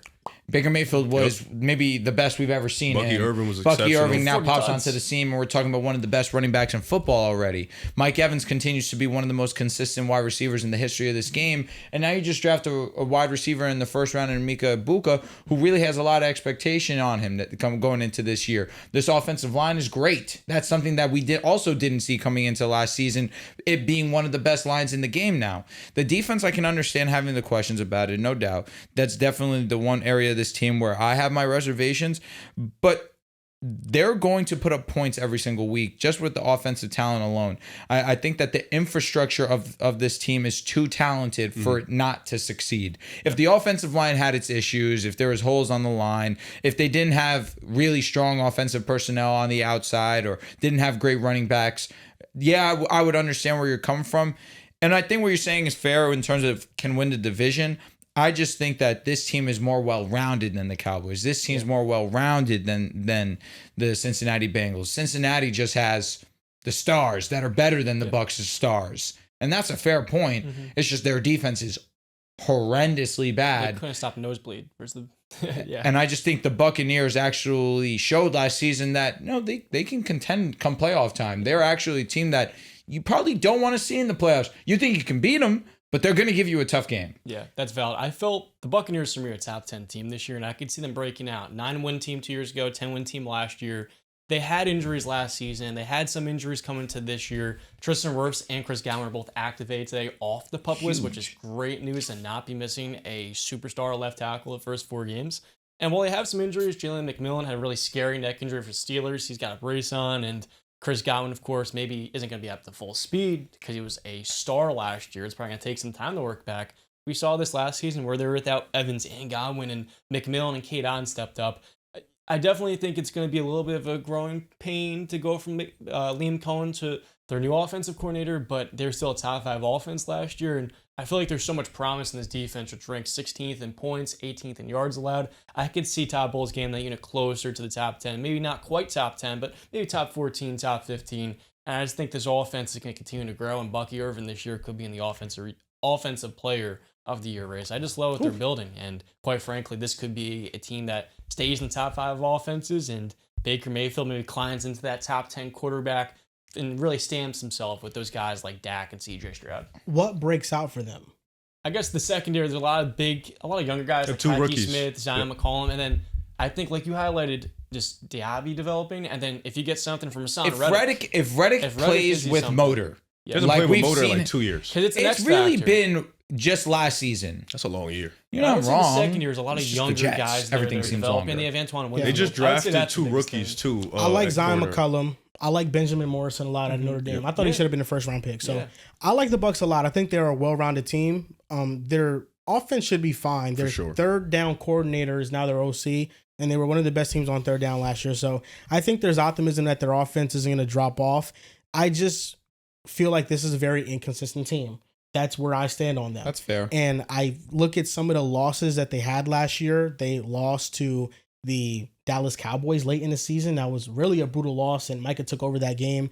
And they were close to losing to the Panthers. They were a Chuba Hubbard away from a fumble away from losing to the Panthers. Played good ball second half of the They year, did. to be fair. And It's done. the Bucs, I just feel like were inconsistent throughout the entirety of the season. They had some really high highs where, they would blow out the Chargers by like 30, 40 points. And then early in the season, they Beat the they Lions. lost to the Broncos, did they? Right? Yeah, They lost- we smoked them actually. Yes, Bo and Nix then was they amazing. beat the Lions in the same season. Like they're just too up and down. They lost to Atlanta 2 weeks after that. Yep. And Kirk Cousins had his best game. They lost to where Atlanta twice. Actually, He shattered Matt Ryan's single game passing record yards to beat them. This team was 10-7, 4-2 in their own division. So I knew 9 didn't sound right, even though it's only one extra game. 6-5 against the rest of the league. That's feasting on a bad That's division. over 500 though. Yeah, that's essentially what I And said. they though, had like, some elite wins. They did. They also had some bad losses. I agree Like, wholeheartedly. that's where the inconsistency and where they're like, And that's they're- why I think they're right where they're supposed to be. Like 14, 100%. they're a team that's Mine- up and down, but they have a solid floor. I had And them that's what I 13. think 14 is. I just had them one spot over us, which is why I wasn't saying that what you were saying was terrible in the sense like you think the Bucs are bad. I just didn't like them being grouped with a team like the Bengals because the Bengals aren't as well-rounded as they are. Or the Cowboys because they're not as well-rounded as them. They have great wins too, like the Bengals. The Cowboys they beat the Bucs last season. I just think that when you look at the two rosters coming into this season, I think that it's obvious they're just more well-rounded than the other two. They just have the star power. I think they have better coaching. You're saying Tampa. I agree I with think they that. have better coaching. I think defensively they probably have a little bit more talent, but I would still take Michael Parsons over everybody in Tampa Bay. See, but again, I would take Trey Hendrickson over everybody in Tampa Bay. Vita Vea is a dog, but I get it. And Antoine. Not that high on Trey Anderson. I think he's great. I think he's great. I think he's great. I would take Trey Hendrickson on the Broncos yesterday. I think, but for me, I think if you plop Dallas in the NFC South, they win the division. That's tough, dude. I don't think it's tough. Crazy. I wanted to It's agree with not. that. I don't like the opinion. It's not insane. The Buccaneers' offense has an extra year to win. It's definitely a 50-50 coin flip. Ooh, I would say it's it was 60-40 close. in It was my close eyes. with the Falcons last season. Yeah. Well, they're two No, games wait. above the I'm talking Falcons. about if you True, plug but the out. Falcons gagged us right I'm now. talking about if you they did. switch Tampa and Dallas. No, I understand what you're saying. That's what I'm saying. Like that's Yeah. like you're. But you're- even if they're in the same division, I think it's a coin flip for whether or not who sure, wins like I the don't division. like this team lost to the Falcons twice. This isn't a world like they beat Detroit early in the year, but Very close to win a playoff game for a second year in a row. who? The Bucks. Bucks. Wait, what'd you say? They're The very Bucks close to winning beat a you second guys game last year, 2 years for a ago. second year in a row. They beat who? They Eagles. 2 years ago they beat the Eagles, and then Who cares last about year. that? That happened. But then they Part of history. I don't want to say they gagged it to Washington. I wouldn't go that far, but they missed a really They big did, they opportunity. They easily could have won that game. They lost to Dallas last year. That game with was Cooper about Rush. who had the ball last. Also, That's what I'm about. last thing I'll say on the Buccaneers, after the McMillan news and the Godwin news, I moved Igbuka up irrationally high on my wide receiver rankings list. I'll That's say, valid. He's got a John. He went from year. 45 to 35. I He would jumped reach- 10 I would spots with reach that. for Let me so read you out hard. a schedule real quick. So they went beat Commanders, beat the Lions. They lost to Denver. Good 3 games, 2-1, solid. Beat Philly. Nobody played. We'll ignore that. Lost to Atlanta. Beat the Saints. Lost to the Ravens. Lost to the Falcons. Lost to the Chiefs. Lost to the Niners. Bye. Beat the Giants. Beat the Panthers. Beat last year's Raiders. Beat the Chargers. Lost to Dallas. Beat the Panthers. Beat the Saints. This is a team that, for the most part, towards the back end of the year, that got them into the playoffs, feasted on some bad opponents. Like No, this you're right. team isn't this other world. Like I don't think between them, Dallas, Cincinnati, Cincinnati. same tier. I just think Cincinnati's in the AFC. I think Same tier, I'd but say you they're still take the Bucks. They're the Texans of the NFC. Same tier, but you take the Bucks. Only because you can't guarantee me Joe Burrow's going to play 16 games. 17. I'm not even. I'm thinking in the realm like Burrow plays every game. I'd probably take Dak plays every game. Cincinnati's The defense, defense is is so bad. ass. But Tampa's not beating anybody, bro. They beat Detroit last season, and they early absolutely in the smoked on year. the Chargers. They did. Tampa is a pretty terrible. You think the defense, too, Chargers are last year. overrated though? So is I that do. really a win I for do. you? Like It was a win for me. Like because they lost 5-6 games in a row, and then they beat on Panthers, Raiders. Panthers were good. Raiders and They were competitive. correct. They were competitive. They beat on the Raiders. Like, come on, like they feasted on the Saints. Like, you know what I'm saying? Like, if this year could obviously be, they could obviously shut me up for sure. But I don't know if I like 10-7. They won 10 games. You know, it was a good record. They made the playoffs. Did they play a really good game against Washington? Yeah, they did in the regular season too. Like that matchup is going to be stick and move. That's a great matchup. I agree. Do I think Dallas can do the same? I think so. Do I think Cincinnati can do the same? I think so. That's just where I'm at with it. I think the Buccaneers are a solid team. And the next team up, that's number 13, the Green Bay Packers. I think the difference between the Packers and the Buccaneers is coaching. I think Matt LaFleur is an elite coach. I'm sorry. And I think that the Buccaneers had an elite offense. They had a pretty bad defense last year. The Packers were top 10 in offense and defense. They are a complete, well-rounded unit, which is bizarre considering they don't have top-end elite-level talent. They don't have true superstars littered across their roster. Xavier McKinney is the lone superstar on their defense. Everybody else is good to great. Most of the players on the defensive line had down years last year. Kenny Clark was dealing with a foot injury since the first game of the season against the Eagles. I do think Edgerrin Cooper has a chance to develop into a superstar and be a true game-breaking talent on defense. Is this the year for Rashawn?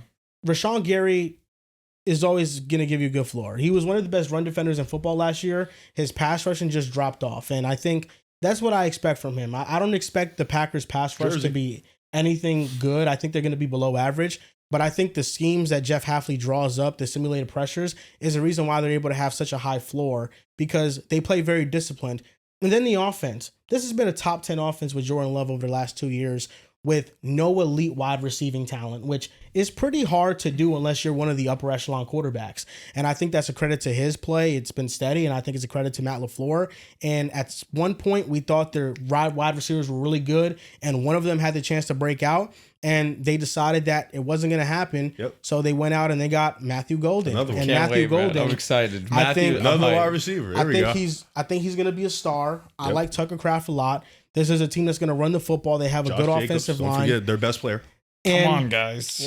I think the Packers are one difference-making move away from being a contender in the NFC. If and Matthew making it all the Golden's a way. dog, if he's what you think that he can be, That could be the difference. that easily can be the difference because Jaden Reed being a 2, now you don't have to hope and pray that Christian Watson plays at like 10 games. Like Christian Watson being a 3 is kind of cool. Like that's actually attractive if I'm a Packers fan. Yeah.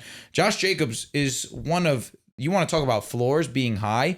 That's Josh Jacobs, the consistency that he's shown over the years and how healthy he's been able to stay. I mean, it's really been impressive. And Jordan Love is a good to great quarterback. I do think that he has that label. Nice. He is. Nice. Without a doubt. Nice. He has some really strong highs. He's top 10. He's in that range. Yeah, I don't hate He's that. top 10. I don't hate got him that. top 10, Joel. Yeah, I He's without a really. doubt top 10. Without a doubt, I would say that. But yeah, he's top 10. He's without a doubt top 10. Top 10. Top 10. There's no for other sure. quarterback that In you can show fantasy me doesn't football, have an elite receiver. I and love plays at me a top Jordan 10 Love. And No other quarterback? Mahomes. Josh Allen does it. outside of the elite guys. Oh, there you go. Okay. I'll also say this. I'm hoping and praying that leg is 100% healthy last year because that obviously hindered him in the run game. I think that his first year starting, that was an underappreciated part of his game, specifically in the red zone. And then last year, I felt like he was a little bit more limited in that regard, but he's still amazing in the pocket. That's like his claim to fame. Yes, he has elite arm strength, but what is amazing is his pocket presence.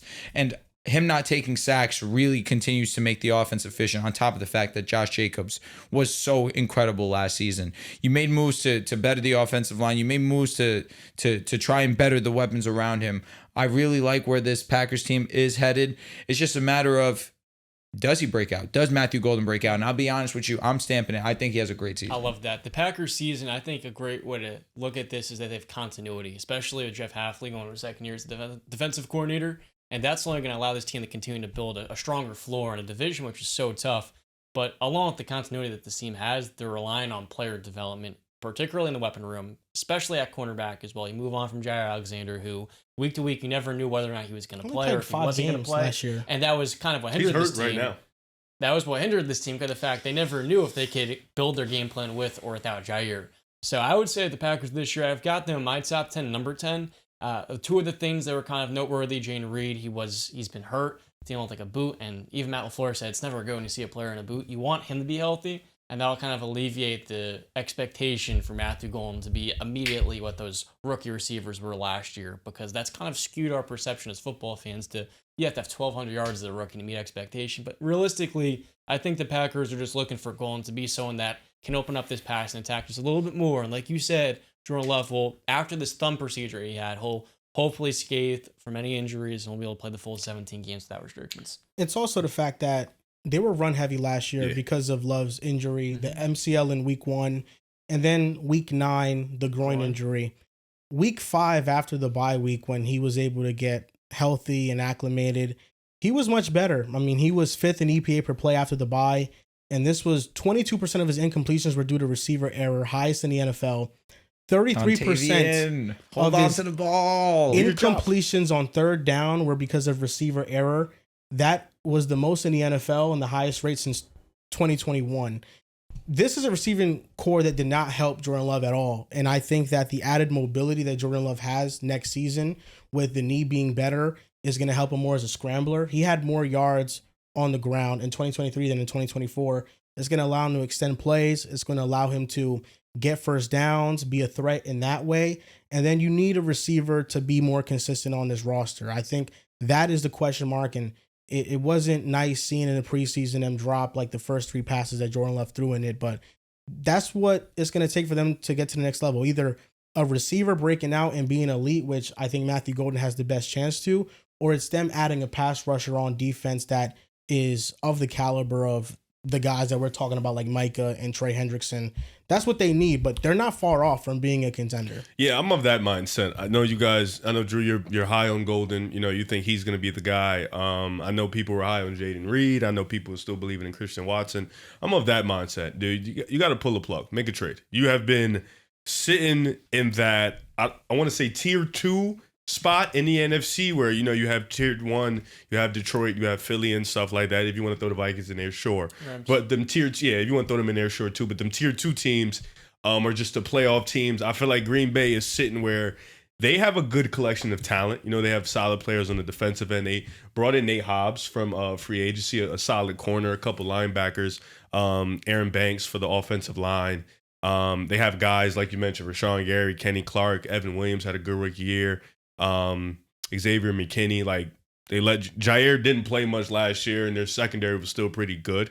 So they have a good team offensively. Like you mentioned, Josh Jacobs is a workhorse. He is one of the best running backs in football. Jordan Love is a great quarterback. Like I mentioned, he is top 10.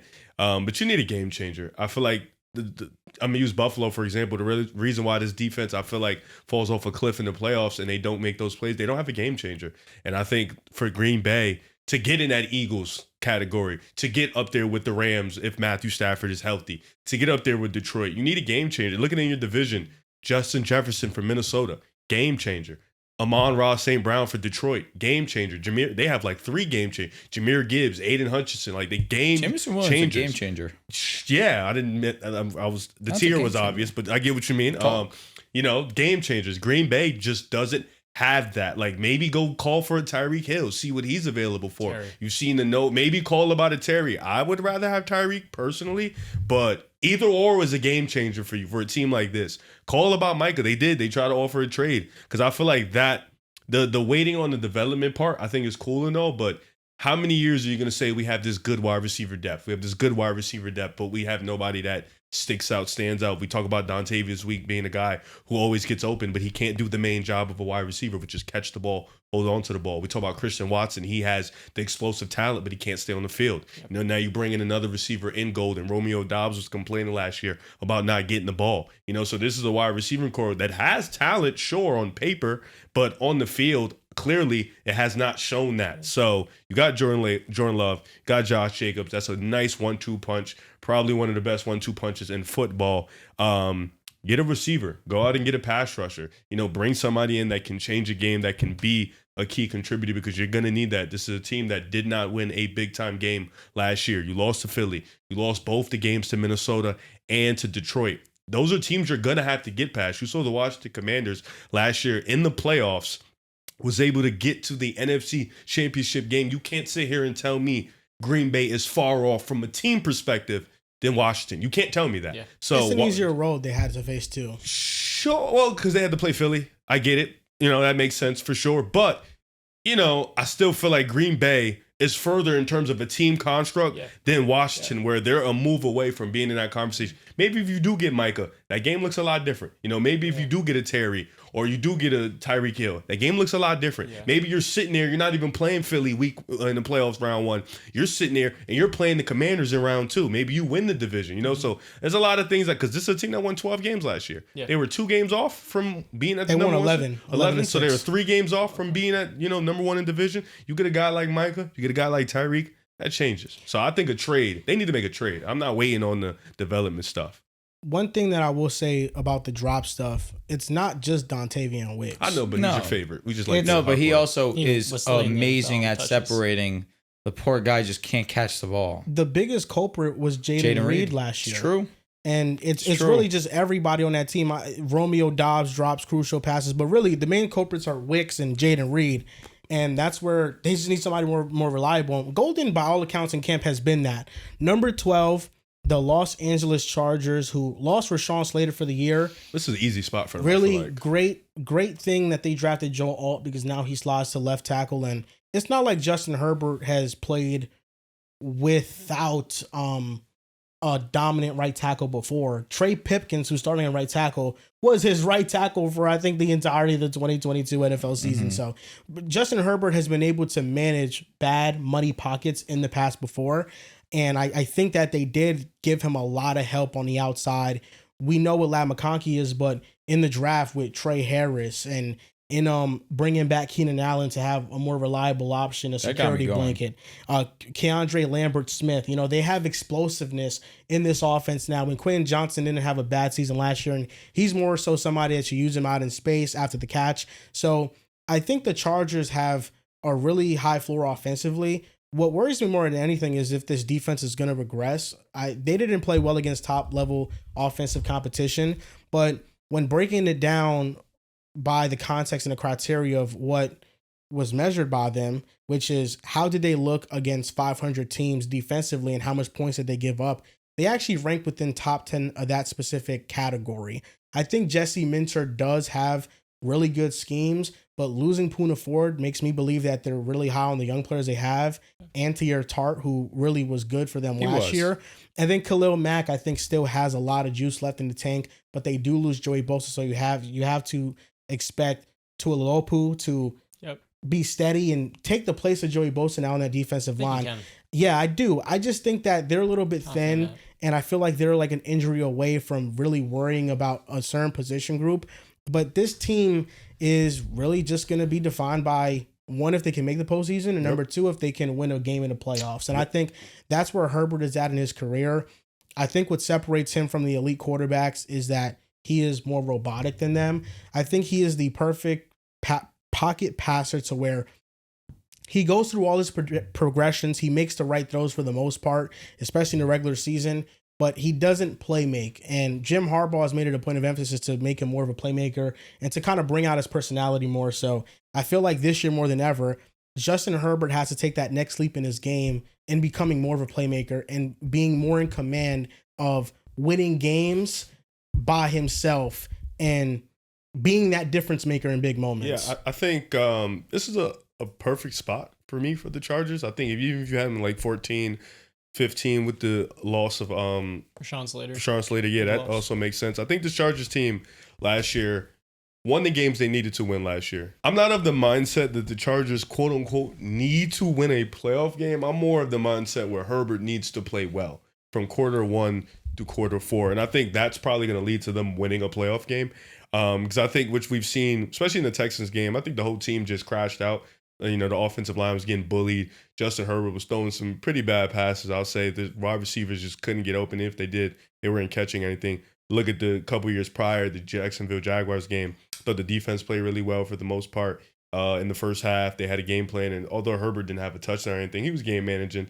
And then the second half, they just completely collapsed. I think it needs to be a consistent quarter 1 through quarter 4 thing where Herbert, you have the same, or you're of that talent level of those guys ahead of you, Joe, Lamar, Josh, Mahomes. You were dubbed to be in that conversation. You were dubbed, honestly, probably to be higher than a few of them that I'm not going to name. You're probably dubbed to be number 2, number 3 in the league, and you just haven't really reached that pinnacle yet. But like you mentioned, he's pretty amazing in the pocket. He can make any throw on the field. His arm talent is elite. He can go through his progressions really well. And I think with the addition of Omarion Hampton, Najee Harrison, they give you a different dynamic at running back with 2 different sets where Moore is a power guy. Omarion Hampton's a little bit more agile. He can also get in the pass catching department. Look at the offensive line. It'll probably be solid, but Justin Herbert, I think, is good enough to where he can manage that part.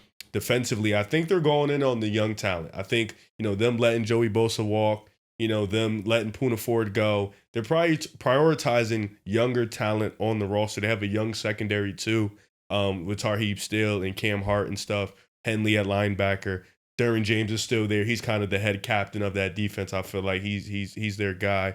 I think this Chargers team is going to be solid. I think winning the big games goes even deeper into the regular season. Can you win those big time games against teams like the Chiefs and Buffalo and the Ravens and stuff like that? I think those are going to be important. And that's going to decide the fate of this team going into the season. Shout out to Tarheeb Still because he's really holding that cornerback room up.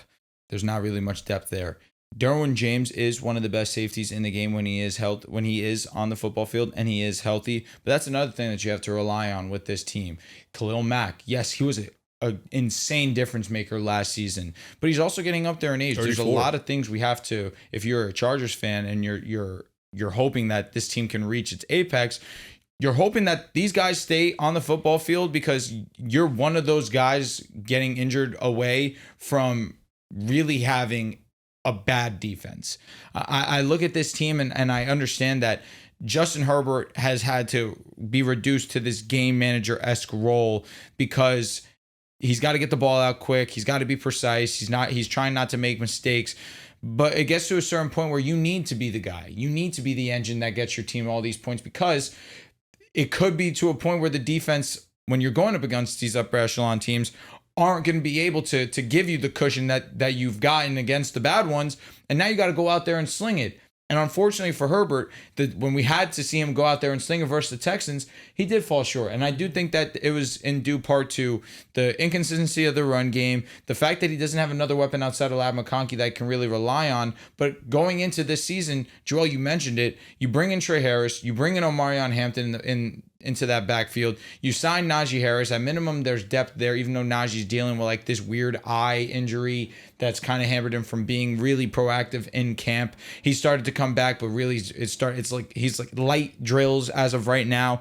But then you lose Rashawn Slater, and it's like the Chargers simply can't catch a break. Yeah. And losing Rashawn Slater, to me, I'm completely out on the idea that this is like year 2 in Harbaugh. This is like year 1 was the trailer, year 2 is the movie. You lose Rashawn Slater, I think that kind of signs it for me. That's valid. This is the team that I'm really trying to stay away from putting stock in. And that's why last year, just in a vacuum, the Chargers are one of the biggest overachievers. A team that exceeded expectations, I should really say. It was a great year. Johnny. And then in the playoffs, the Texans' pass rush just absolutely eviscerates their 100%. Pass protection. And that was like the worst game that Joe Alt and Rashawn Slater played. The Chargers' year, to me, I think, is just maintaining what they built last year. He had in so much talent. I mean, the running back room, just with Amar and Hampton, it feels much better. He couldn't count on JK to stay healthy. But I think the nice thing is that, like you highlighted, Joe Alt moves to his natural position in college, playing left tackle. But this offense line, he can't afford another injury. And Mekhi Becton just got cleared to participate in practice. He wasn't up until the 3rd week. If Becton goes down with injury too, I'm very worried because Herbert needs protection. I feel like he's a player that, if you put him under protection more, you're going to see more moments, specifically in like that playoff crucible where his 3 interceptions in the regular season. In the playoffs, he has 3 turnover-worthy plays on him, where he's really playing his worst football when the Chargers need him to play his best. So I would just say for the Chargers, given where the Chiefs and the Broncos are at in that division, it's really just maintaining what they've built. And hopefully you see Trey Harris kind of blossom as that someone that can kind of add a vertical element to this offense because he's someone that does really open up this passing That's game. a fact. If Greg Roman can actually open up his passing you need him. He probably won't. He probably won't. But I think that's the other thing the Chargers too. Just don't like the passing game coordination from Greg Roman. That's going to be something which I also think holds him back, along with the long-term outlook for Sean Slater suffering a patellar injury. Patellar tendon injury. I think for me, the bummer of Najee Harris not being 100% is a big part of Najee's rookie season was the dink and dunk that Ben gave him. He was really effective in that regard. Mm-hmm. And we've known Herbert in his career to be that guy that is not afraid to give the ball to the running back and let him go and get his. Mm-hmm. Him being injured kind of it stinks in that regard because I think we could have seen a solid fantasy Great football 1-2 season punch. out of Najee Harris and a solid 1-2 punch. I think for Chargers fans though, it's a weird way to say like you're not happy that Najee's injured, of course, but it's like we got this kid in the first round. We used really high capital on him. Now he's going to have a lot of opportunity to show that he's capable of being the guy. And don't get me wrong, Omarion Hampton is extremely talented. He has those capabilities, but it would have been nice to see the 1-2 complementary and you not burn out Omarion Hampton off the rip. Similar like with the Montgomery and a Jahmyr Gibbs. You knew Jahmyr Gibbs would be the guy inevitably, but Monty simply was too good to just let him go. Yeah. I think Najee and Monty, I would take Monty personally, but Najee in this role, which he hadn't been put in the years that Ben had been gone, it would have been nice to see. That's a little bit of a bummer. It's just, for whatever reason, the Chargers can't seem to get everything to click at the right time. Yep. And that's just been their franchise, unfortunately. Is Najee out for the season or No, something? no. No, It's he's just this just- eye is really On like... 4th of July, he was attending fireworks and it got some sort That of could eye bother him injury, all year too. which is a very notable thing because he hasn't been playing. He was held out at camp for a minute. He just got back and he's been limited. It's been weird because Najee, I was really excited for him come fantasy season. It's just right now, especially with all the time he missed and Omarion Hampton's getting all this hype, I'm starting to... I think he should still play a big role though. He got paid. I agree with He's what you're practicing saying. with them. He Agreed. just- Agreed. Yeah, it's just they're probably not going to put him out there during the preseason, but I think during the regular season, like at worst, he'll be out there like week 3. I agree. You know, I think he's going to play a pivotal role all year, but hopefully he doesn't have to check down. Hopefully the receivers can get open down the field. For real. But I'm saying worst case scenario, at least you know Najee is capable. Yeah. Number 11 is the San Francisco 49ers. Did we overrate them? No, and I think people are overreacting to their injuries at wide receiver because I think while they were hurt last year, they're the most injured team in the NFL. As long as Ricky Pearsall is healthy, who I think is going to have a big He's season. here.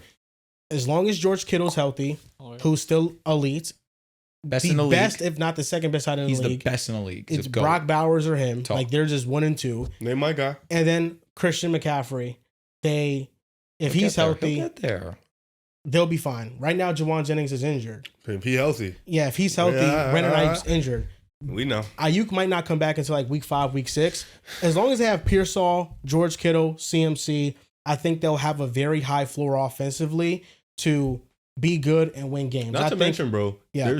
there's special teams cost them games last year. Yes. Like legitimately awful. Robbie, awful not special Robbie. teams. I'm sorry. Jake Moody was terrible Yeah, like last they season. cost some games. Jake bro. Moody was 32nd out of 36 kickers in field goal accuracy. Not great, And Jim. the special teams punt return unit, kick return unit, they allowed big time gains in that department. They were the worst special teams in the NFL by far and away. They lost like 2 games. They off of lost that. multiple games because of that exactly. So I think having a new special teams coordinator, because they obviously fired the one from last year, is going to help them.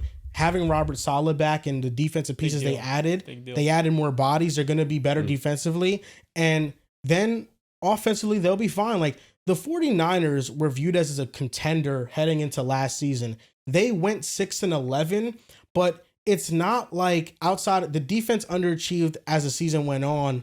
But really, early in the season, a lot of the games they lost was because of how bad their special teams unit was as a whole, and then injuries piled up on them. Yep. But I think as long as they're healthy, they'll be. I have them higher than this. I have them top 10. So I think they'll be a top 10 team in the NFL. I think they have a chance to win the NFC West, and it also helps that they play the NFC South, they play the AFC South, and they play the 4th place teams of the other divisions that they play. They play the fourth place Bears in the NFC North. You look at the 49ers schedule, it's really easy. Like, if they don't win 11 games at least, I think it'll be disappointing. I think there's about 6 to 7 gimme wins on their schedule. And even with all the injuries, Brock Purdy, he played solid last year. He didn't play bad. No, Brock Purdy was, considering situation, I thought he was excellent. I look at one guy in particular that needs to stay healthy for me, and that's Trent Williams. Without Trent Williams, I still do have my concerns about this offensive line. That being said, you get Kittle, CMC, Trent Williams, Brock Purdy, they make it through the season. I'm with you. This offense should be great, should be high powered. And Ricky Pearsall last season, analytics really favor him. He was really great in terms of getting open and separating. I think that him and Brock Purdy are primed to have a really strong season for Ricky Pearsall's sophomore year. But this defense, it just needs to stay healthy. It's still a respectable unit. You have arguably top 5 defensive player in Nick Bosa. Fred Warner is still the league's best linebacker regardless, and he played a majority of last season injured.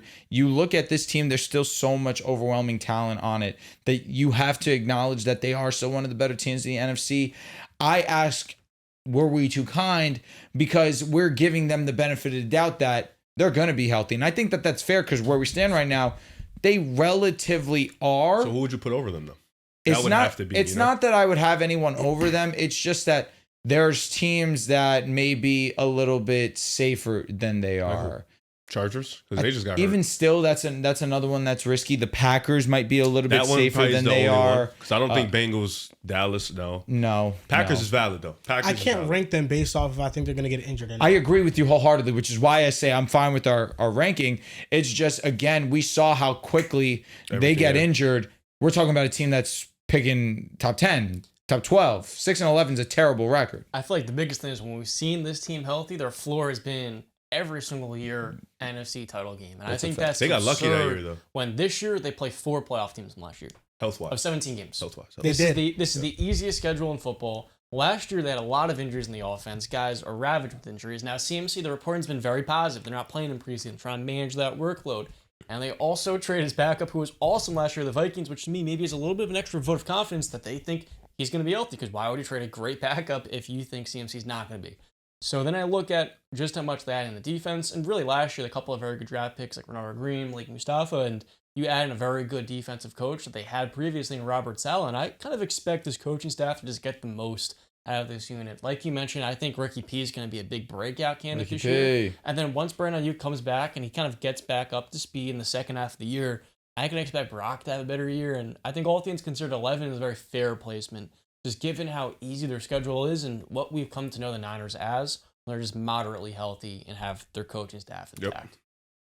Number 10, the Washington Commanders. Too high, man. Overrated? If they trade Terry McLaurin, they're going down moderately. No, top 10 is fake. I think Green Bay is better than them. Saying top 10's insane.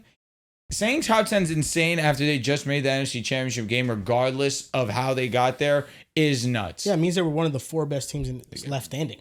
So we actually are underrating them 6 spots. They didn't get better. Well, if they keep Terry, the defensive line didn't get better. But they picked up Von Miller. They lost Jonathan Allen, and then they got and Javon Kinlaw. Yeah, I mean they added Laramie Tunsil at left tackle. That's valid. That's a very big deal. That's valid. Debo Samuel doesn't move me. Debo Samuel also does not move. He moves me in this offense. For me. He does. He moves me in this offense. I agree because he's going to be used in a gadget way, and that's Cliff Kingsbury's. But he doesn't move me if McLaurin's not on the field. Agreed. That's they're going to make him do the most. He didn't move me if McLaurin was on the field. Oh, no, would have. No, he'll move me as a wide receiver, they had, too. Noah Brown at wide receiver right there. I'll be honest. They could have put like... Matter of fact, let me not even get disrespectful. Point of being is defensively, I don't think they improved too much. Bobby Wagner, all-pro. Huh? No, he's still there. He was there last year, so he's there this year. Losing Dante Fowler, a little bit of a bummer. Bringing in Von Miller when Von Miller doesn't have much left in the tank, if he has anything right now. So do you think the Commanders are making the playoffs or no? That's a tough question. Because I don't think they've completely dropped off from, like you mentioned, NFC Championship game. They won 12 games. I do think they won a shit ton of one-score games last year, which has to be highlighted. Sometimes you revert back to the median or you completely flop the next year. So they're not going to win as many as they did win last year. I'll say they're also an extremely clutch team. Like, that's something that has to be admitted. Jaden Daniels is the real deal. I expect Terry to be there week 1. I think this offense showed you, like him and Kingsbury showed you that they're a really good dynamic duo. But I think the schedule got a little tougher, and I think this defense did not improve. They have a lot of guys on the older end. Marshawn Lattimore was their big trade last year, and he really didn't do much for them towards the end of the year. We'll see how he looks this year. He's a year older. Deebo Samuel, I know you guys love the idea of him in this offense because of his abilities, but Deebo Samuel hasn't really given you much confidence over the last 2 or 3 years. And being in a Kyle Shanahan offense, I like, you expect them to be great, and I don't think he has been that for a while. I do think this team does regress. I think top 10, we're putting them top 10 off the strength of what they did last year. I don't think they're a top 10 team. Mm-hmm. I think if we're talking about a team of perfect balance, Drew, you mentioned it. You like Tampa Bay a lot because of what their offense can provide, and defensively, you think it can be an average defense. I can argue defensively, they're probably a better unit than Washington while having a similar offensive impact. And that's how I'm looking at the Washington team. I think defensively, I don't think they're a good defense. I think they're probably not as bad as the Bengals defense, but you look at their defense and Dallas's defense, I think Dallas' defense is bad, but they at least have guys like Micah Parsons who can change a game. I don't think anybody on Washington on the defensive side can really change a game to that level. And then offensively, I think they're going to be a great offense, but I do think this team does regress this year. Do you guys think there's no chance they finish better in the division than Philly? No. I'm going to take Philly to still win the division. You know my answer. I will say last year they didn't have strong offensive personnel outside of course, Jane Daniels and Terry McLaurin. No, I'm saying on the offense. And they still were able to be as successful as they were offensively, I think mainly because of Jaden's dual threat ability and his incredible playmaking ability. The play calling was really good too. It was, but really in those situations, Jaden calling his number almost every single time and how clutch he was, you mentioned it. I think that's what moves me the most. He beat the Eagles defense. Let's say this I guess he did. What? Game-winning drive. Well, we're just going to forget. If we're being transparent, there was no quarterback better against the Eagles defense than Jaden Daniels. You could argue if he had a defense and he wasn't let down by turnovers in the NFC Championship game. Yeah. I agree. Who knows? We can argue that if Smitty doesn't drop the fucking ball, they don't win that game. I just think the Commanders, I understand they had a lot of one-score victories, but what's impressive about them is that they were a better offense than the Cincinnati Bengals. Which is insane. I believe it. They have such less talent than they do. Like such a significant margin. It's just Jaden Daniels is already one of the best in the game. Because you also have a running attack with your quarterback. I think Joe Burrow doesn't really give you Which is funny because Brian Robinson's not that good. And he's also on trade block. Austin Eckler, really, really strong considering what we thought he would be, his role. I want to say this about Deebo Samuel.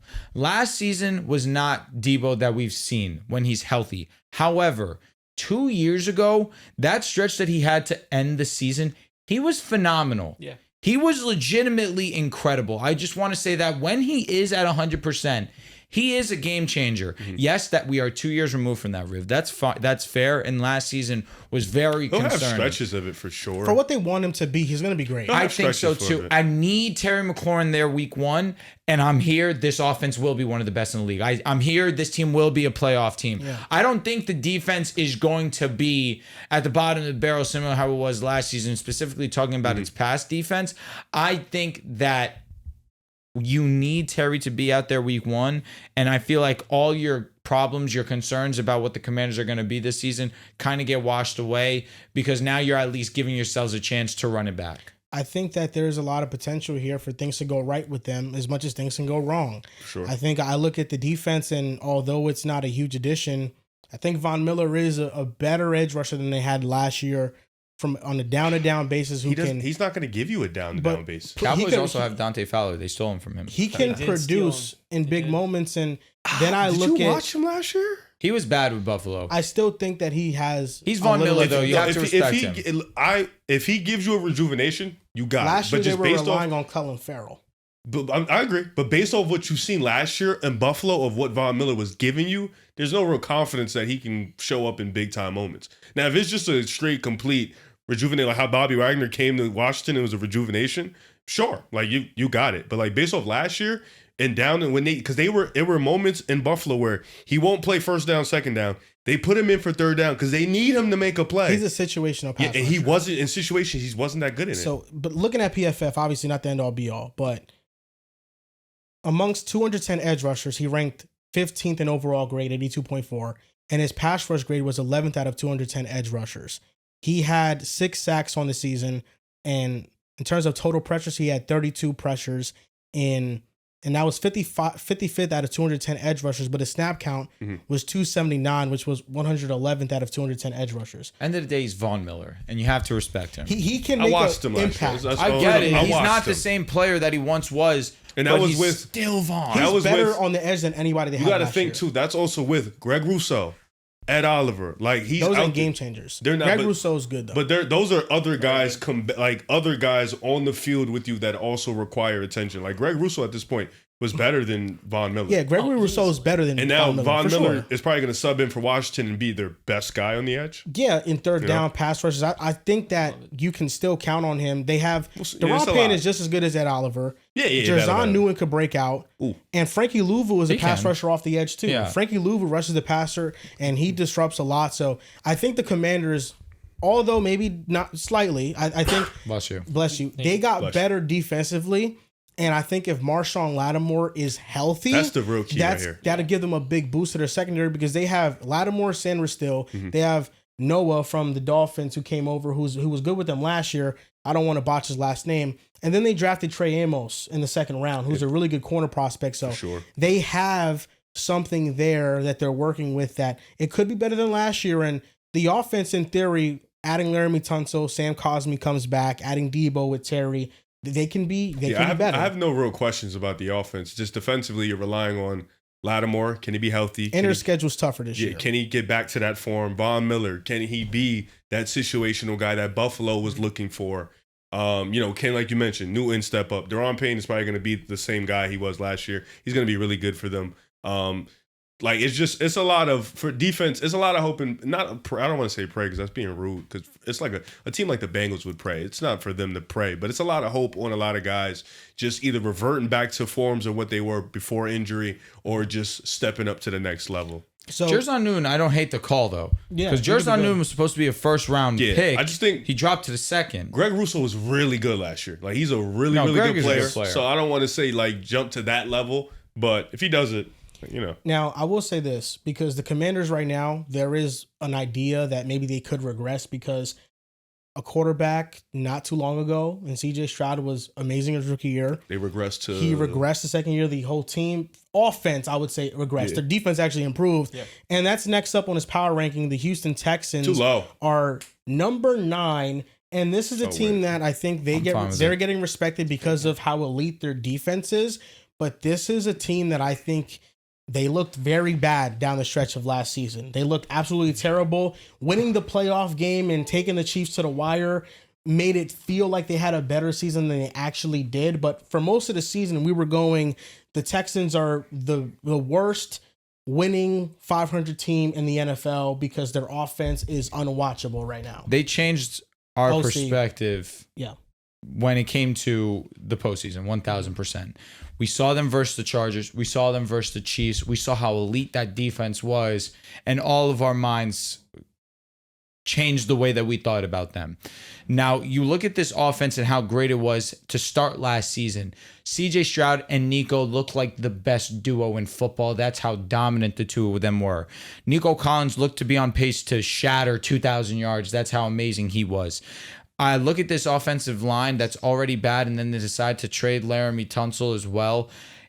It's tough, but now, interestingly enough, and Joel, I'll let you go more in depth in it. It's interesting because CJ is going to have a lot more responsibility in terms of protections and shifting offensive linemen now, as opposed to previous seasons. Now they're giving him more ownership of the offense. That's going to be great to see, because you understand this offense goes as far as CJ goes. You're running back, you lose Joe Mixon for what you don't know how long, and now you have Nick Chubb, who's not the Nick Chubb that we've been accustomed to in years past. Although I will say not terrible in his preseason game. I didn't hate what I saw. Looked a lot more explosive than last season. Of course, you're coming off the 1 year removed, which is always the season that you look towards a running back. Can they be themselves again that they once were? And if it's not this year, that's kind of when you lose all faith. So I'm still cautiously optimistic for Nick Chubb, even though, of course, last season was such a disappointment. I am really excited for the Texans. I did have them at this 9 spot, me personally. As I thought more and more on it, I contemplated moving them higher because one thing about the Texans, they have results come playoff time. Yeah. I can talk all I want about my Broncos. They have one of the most talented teams. They're one of the more well-rounded teams. They have a year 2 quarterback as well coming in who was amazing in his rookie year. We got better in the margins. We needed a middle linebacker. We needed a strong safety. We needed wide receivers. We needed a running back. We did all that. But I can say all that. We didn't win a playoff game, and we didn't look good in our playoff game. Yep. 2 years running, they have playoff wins. Their defense is one of the best in the league, and I may favor my Broncos, but they're right there with us. They're an amazing defense in their own right because Will Anderson is a difference maker immediately, like one of the best defensive players in the league, one of the best edges in the league. They have such a presence at the cornerback positions as well, where I have the best in the game in Surtain. I understand that. I acknowledge that. Stingley's number 2, and I think that's easy right now. Like, Stingley is legitimately one of the best bump and run corners that we have in this game. He's extremely physical, great ball hawk, amazing on-ball skills. He is an amazing talent.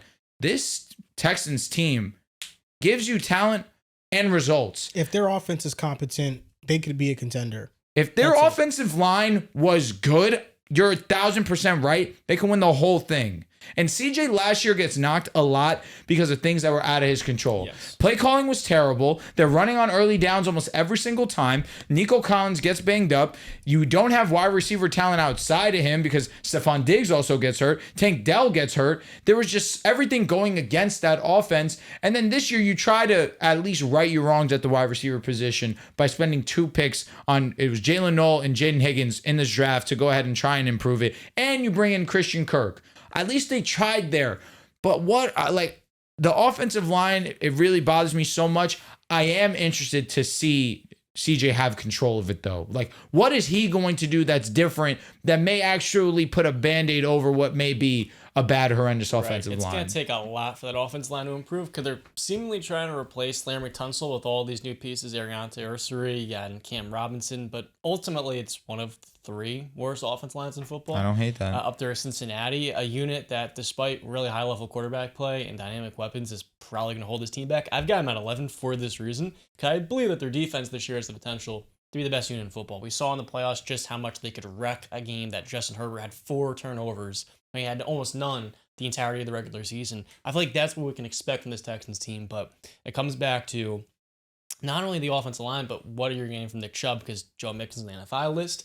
And Chubb last year was his first year off a truly gruesome knee injury, and he was a incredible running back before then, but he just wasn't the same player last year. So I wonder, can we get Chubb to be 60% of when he once was, 60, 70%? And I feel like for the Texans, they're going to rely on this rejuvenated wide receiver room because, like you said, they were decimated by injuries last year at the position. And so this year, kind of like what the Buccaneers did taking Emeka Egbuka, they invest their 2nd-round pick in Higgins. They add in Kirk, who has had injuries in the past. If he's your wide receiver 3 and he slots into that slot position, I think this wide receiver room is really one of the best in football again. But it just comes back to the fact I'm expecting CJ to be under pressure very often, and I can't see this team being a better rushing attack because Mixon was great in the first half last season. You think they're too low, Riff? Huh? You think they're too low? Nah, I was trolling. It also depends on, because I can't, off the top of my head, I don't know who's in front of them. Broncos is one of the teams that probably is directly in front of them. Same tier. I think they're the same tier. I think we are in the same tier, too. It's just they have the results, which I wouldn't hate it if somebody had them over us. I think with Houston, for me, the difference between them and like a team like Washington, for example, is I think their floor is very secure. And I think their ceiling is very hindrance on their offense. I think defensively, like you mentioned, one of the best units in football. Derek Stingley, I'm big, super high on Kamari Lassiter. I think he's going to be a strong number 2. We did a would you rather with cornerback duos, and I had them I was picking them over a lot of cornerbacks. I think them two complement each other super well. Jalen Petro in the secondary. Yep. Unfortunately, CJ, he's out for the year, but Jimmy Ward was solid for them, solid as hell for them. And then you mentioned it, Will Anderson, Daniil Hunter. Like, they have a strong Blake Cashman in the linebacker spot. This defense is He's legit. on the Vikings. Oh, shit. Yes. Who am I thinking of? They have Toto. Henry Toto. Thank you. The defense is legit. Like, it's legit. Offensively, like you mentioned, John, this is where the problems come in.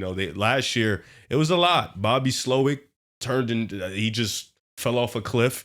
Like you mentioned, after like week 3 or week 4, the receivers probably didn't play a single game together for the rest of the year. I'm talking about Dell, Diggs, and Nico Collins. They probably didn't play a game together for the rest of the year. Nico went out, then Stephon went out, then Tank went out, then Nico came back in. So there was never really no consistency, no continuity to get. Of course, Nico and CJ have that continuity, but Stephon, Diggs, CJ didn't really get to connect. The run game, they couldn't get no push. Like Joe Mixon had maybe the first 2 games he was really good, and then after that, they just couldn't get no push. Offensive line received a ton of penalties. CJ Stroud was getting pressured out the ass. So I think offensively, my thing is, everything went wrong last year.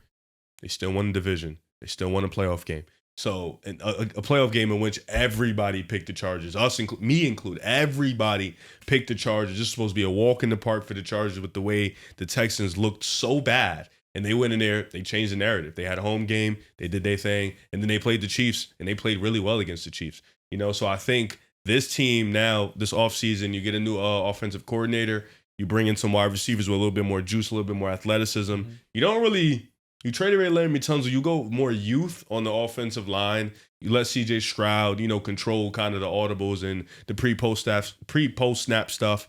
And defensively, you're just going to rely on this defense. I look at their schedule, and outside of the Vikings game and the Ravens game, which the Ravens beat fire out of them. The Vikings also, but they was beating everybody the first 4 weeks. Lost a tough game to Green Bay. We can go back and forth with that, but just looking at the outlook of the score, lost by 2. Detroit game, we all remember that game. CJ Stroud lost in the game. Like, he threw, I think, what was it, like 2 or 3 interceptions? Like, it was. I lied. Jared Goff was losing them that game. Jared Goff was literally purposely like, win the game, and the Texans just couldn't do it. That offense just could not do it. Kansas City Chief game, that game was pretty tough. They lost a tough game to Tennessee. So for the most part, even the Jets game where none of their wide receivers played for like the second year in a row, it feels like that was a close game. So they don't really lose bad for the most part. So for me, I just want to see them better around the margins. And I think them being a top 10 team is fine because they have a great defense. And their offense has potential because it does have talent.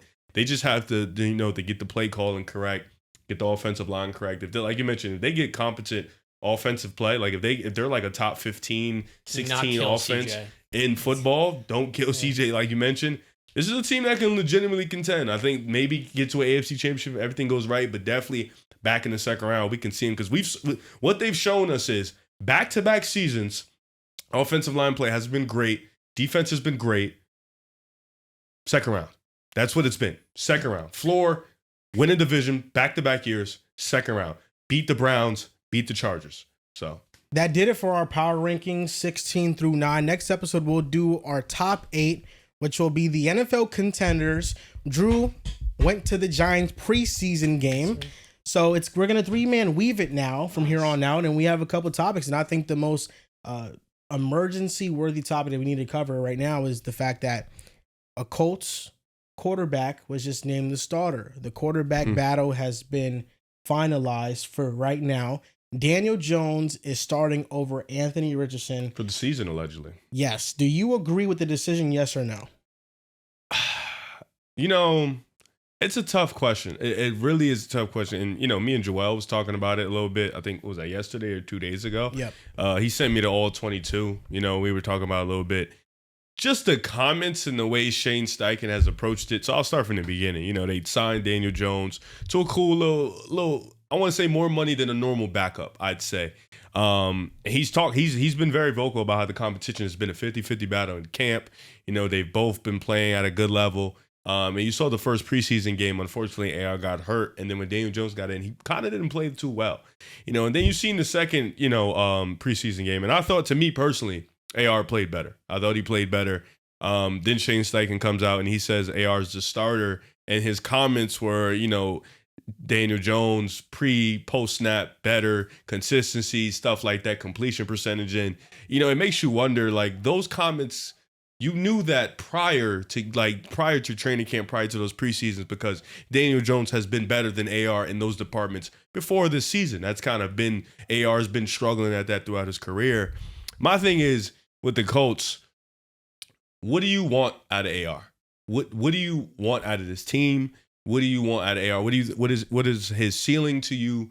What is his expectations for you? Because in reality, AR has not played enough. He's not played enough in college. He was hurt a lot. In the NFL, he was hurt a lot. He got benched. Like, he's not played enough. And benching him for Daniel Jones, if you think that's a better option to win, fine. We know what Daniel Jones is, and I've seen the arguments where AR kind of gives you a bit of a different ceiling, probably a better ceiling for sure, but the floor is probably much lower than Daniel Jones. Yeah, for sure. And I think for a floor value, I think that's what the Colts have shown us in the last 2 or 3, probably 4 seasons, where they prefer a floor in which is be in the hunt, be competitive, and maybe have a chance at the division or a playoff spot week 17, 18, 16, whatever it is. And that's what they've shown us. So if you want the floor, Daniel Jones gives you a floor. I think the offense has talent, especially the wide receiver room. It's a sneaky, underrated wide receiver room. The running back, Jonathan Taylor, I think to me is the top 5 running back in football. The defense, ways to go, but they have some talent on the defensive line. I think with AR, it's you're benching him. You're gonna keep him for the year? Like, I'm confused at the Colts process. I think I've been confused with the Colts process this whole time. I think they've completely mishandled the development of Anthony Richardson. And I think now you have to sit here, and if you're Anthony Richardson, I want to be traded because I haven't been given full opportunity to get reps. At the same time, I've been unhealthy. And I haven't been improving the way you want to, but coming into the NFL, you knew I didn't have a ton of reps anyways. AR was one of probably the biggest projects in NFL history. Arguably the biggest. Yeah, like they were talking about him having Josh Allen's ceiling while also not playing enough reps. Yeah. I think Shane Steichen has been known as this quarterback guru, like a guy who's developed high-end quarterbacks. He's developed Jalen Hurts and stuff like that. He's had Carson Wentz, and he had a good season up until he didn't. Phillip Rivers was there. Matt Ryan was there. He's been able to do a pretty good job. I think he'll do a good job with Daniel Jones. I just think with the Colts, you look at the AFC, you have Justin Herbert. You have Patrick Mahomes. You have Lamar Jackson, Josh Allen, C.J. Stroud, Trevor Lawrence. They're in your division itself. You wanted a big-time talent. You have a guy in AR who has big-time potential.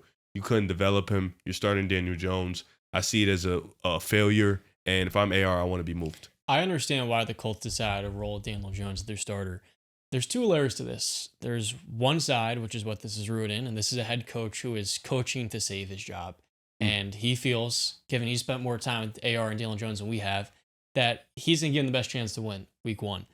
On the other side, since the Colts hired Shane Steichen 2 years ago, they're 17-17 with a litany of quarterbacks, Minshew, etc., a bunch of backups, and Anthony Richardson. They have a very solid team, and so it's understandable that they want to win now. But since Steichen has came in, this was the 4th overall selection that he was hitching his wagon alongside. This was the quarterback that was going to define whether or not Steichen is the future Colts coach. And ultimately, they made a mistake by throwing AR out there week 1 immediately as a rookie. And he was, like you highlighted, a absolute outlier, an anomaly for both his physical traits, but for as high as and as tantalizing as his upside was, there's also the fact he was one of the greatest projects we've ever seen in NFL history to be taken that high with the lack of reps that he did from high school to college, and then hitched along with that a long injury history. So when the Colts looked at last year benching Anthony Richardson, at the same time, the 1st overall pick in the class, Bryce Young, gets benched Randy Dalton, and that was a reset which took the pressure off of him and allowed him to finally learn from veteran Andy Dalton, and take a step back to ultimately kind of reset what he could be, because the Panthers, at that point, they had given up a litany of assets for Bryce, and it wasn't working. They had to try something different. I don't expect Daniel Jones to finish the year as a starter. I do expect him to play 6 to 8 weeks. Colts evaluate, and they continue, but I don't believe that this Colts franchise has given up an AR. Shane Steichen said you're 1 play away from getting on the field. And I understand Colts fans are pissed off, but this wasn't working. And it's clear to me if Anthony Richardson had shown noticeable growth in the games in the preseason, he would be starting right now. The reason why he's not is because he hasn't shown the growth. Yes, so he is. He played better than Daniel Jones. He hasn't shown enough growth from last year individually. And I feel like when you look at the Colts long term, the best thing for Anthony Richardson to develop, it's going to be getting on the field and staying healthy. I don't necessarily view it as a bad thing to sit behind a veteran to reset and finish the year as a He'll be starter. on year 4 next year, right? This is year 3, so yeah. So you have to pay him soon. Well, I'm not worried about that. Right now, I'm worried about developing him before anything else. Right now, he hasn't even earned a contract. I just think that the Colts made the wrong decision. I don't think that Daniel Jones should be starting. I think that if you are thinking about saving your job and Daniel Jones is the quarterback that you go to, you're going to get fired at the end of the year. And I think no matter what happens next season, during the offseason, the Colts are probably going to be drafting a quarterback. That's the direction I think they're going in. I don't think Daniel Jones is the answer from what we've seen. I am not inclined to believe Anthony Richardson is the answer either. I do think that Daniel Jones deserves credit for winning the job. I do think that his pre-snap is better than Anthony Richardson. He understands the system more, and he hasn't been in it for as long as he has. So that is a knock on Anthony Richardson. I also think that it helps a lot that the other players on the team, the veterans, have taken more of a liking to Daniel Jones because he is usually the first person in the building. So he has that work ethic, and it is resonating with the teammates. But I think all of the reasons that were given for Daniel Jones starting just don't hold no weight. Preseason stats, Anthony Richardson completed 57% of his passes. Daniel Jones was at 53.1%. So completion percentage-wise, AR completed more passes than Daniel Jones. He had a 77.7 rating, and Daniel Jones had a 78.3 rating. This essentially was an even battle, and in the second game of the preseason, Daniel Jones had 2 drives that led to 3 points, and Anthony Richardson had 3 drives that led to 10 points. And his first drive in the second game against the Packers in the preseason was a great drive down the field that he led, where he was accurate, short, in the intermediate areas. And I think that he does have a higher ceiling than Daniel Jones. We know what Daniel Jones is. Daniel Jones isn't a starting level quarterback. He's more of a backup. And while Anthony Richardson has not shown you much to really believe in him, this is a quarterback they took with the 4th overall pick, knowing he was raw, knowing he needed development. Shane Steichen, this is a direct quote from him where he said that, I'm trying to get it. He said that the way that a player that is as raw as Anthony Richardson develops is by reps. And he is refusing to give him reps where he needs development. Like, this is a player who hasn't had that many passing attempts throughout high school, college, and at the NFL level. So I just think that right now the Colts have failed Richardson by not being behind him and riding with the ebbs and flows that comes with a player this raw and this talented. And I said it before, I think this is going to be the year that the Colts end up drafting a quarterback anyway. So just see what you have in AR and ride it out. I just think that Daniel Jones doesn't give you a better chance to win when Anthony Richardson's record as a starter is 8-7. When Flacco came in for him and AR got benched, Flacco went 0-2, then AR went 3-2 the rest of the way. And Daniel Jones for his career is a 24-44-1 career player. This is his record. And in the 2023 season, Daniel Jones, since 2023, Daniel Jones has been 31st in yards per attempt, last in touchdown interception ratio, last in passer rating among 32 quarterbacks with 500 plus attempts or more. This has been the worst starting quarterback in the NFL with volume. He's a bridge. And to me, I understand what you're saying. You're right. There's no doubt about it. The way a quarterback this raw gets better is reps. But I also believe every young quarterback should sit and learn, even if that veteran's on a high-level starter. And Jones is far from that. He's most likely bottom 3 quarterback by the end of the season among starters. But judging off the fact he was thrown into the fire so early when he could have benefited from sitting and learning, I believe this is the Colts trying to right their wrongs and say we're going to give him some time. And if we're 3-3, and maybe they do continue to start Jones in the second half of the year, ultimately, you want him to still get some mental reps, learn the position better, understand how to conduct himself, and in practice be a little bit, just 1% better every single. Those little things I agree. that can make a big difference. Jones gets banged up a week, and then next thing you know, Anthony Richardson closed the last 6 I'd games. agree with you if it was an actual veteran. I don't think Daniel Jones is like a legit veteran. He's I think not a Russell He's won a Wilson. playoff game. Yeah, I know what you're saying. I'm saying I think he's still. What I mean is, I think he's still a young guy looking for that still has to improve. He's like 26, 27 years old. Mm-hmm. He still thinks he's a starter. Is what I'm saying. I think a vet would have been like Flacco. They have Flacco. Flacco's the real vet. Jacoby Brissett, like guys who are Rodgers. Yeah, Rodgers would have been a cool Daniel vet. Jones like, is not a real vet. He's trying to take his job. Yeah, he was a guy. That's the difference. They brought him in to be a starter. This is Tannehill going to Tennessee. Yeah, if they had a real vet there, I'd be with you more. But I don't think they brought him in to be a real vet. You know what I'm saying? I understand and that. I just really don't think after watching the preseason that Daniel Jones is better than Anthony Richardson. I think what it was, I believe that AR needed to wow in preseason, and he didn't. He played well. Did he wow? I don't think so. Yeah, I think second drive. Yeah, I think he needed to wow. Daniel Jones, I felt like when he walked in, you could tell he probably had the job the moment he walked in there. You know, with just the way, because I don't think Daniel Jones did anything to win the job. He didn't play too great. It didn't take much. I think, you know what I'm saying? It didn't take much. I think what he came in with was, he was on a playoff team before. You know, he game managed his way to a playoff game. He was solid in the playoff game. I won't dispute that. He played really well in the playoff game, given the situation. He has that under his belt. AR needed to just show modest or greatly show mass improvements in those areas that Shane Steichen mentioned. Pre-snap, post-snap, you know, just accuracy, timing, consistency, timing. He needed to do that, and AR didn't, which is why I think AR lost the job more than Daniel Jones won it. Like I think throughout the preseason, the reporting on their quarterback battle has been fairly even. Yeah. It's been another up and down day from Daniel Jones and AR. This is all come from Shane Steichen. It's been no separator. And then in the preseason, it's no separator. It's like, oh, it's Daniel Jones's job. It feels as if it was Daniel Jones's job to lose this entire time more than Anthony Richardson's. It feels like once he signed there, he was the starter. And I just don't agree with that line of reasoning. Like, you drafted this player for a particular reason. You know there's going to be ups and downs, and then you decide to pull the plug. I think they have given up on Anthony Richardson. I think there is zero trust between quarterback, head coach, front office. And I think if I was AR, exactly what his agent said. Like, his agent came out and said after he lost the job that he's unsure of his client's future with the club. Trust is a big factor, and that is at best questionable right now. We have a lot to discuss. Rams. A big part of it is just the fact that, yes, he needs reps, but he also hasn't protected himself and done enough to keep himself available. Facts. Like, he was the starter his first year and his second year. That's 2 seasons. That's up to 34 games of reps. He could not protect himself. He couldn't process defenses. He couldn't see in the Raven game. It's a brutal rep where he gets injured. To me, it's more a matter of the Colts trying. I understand what you're saying.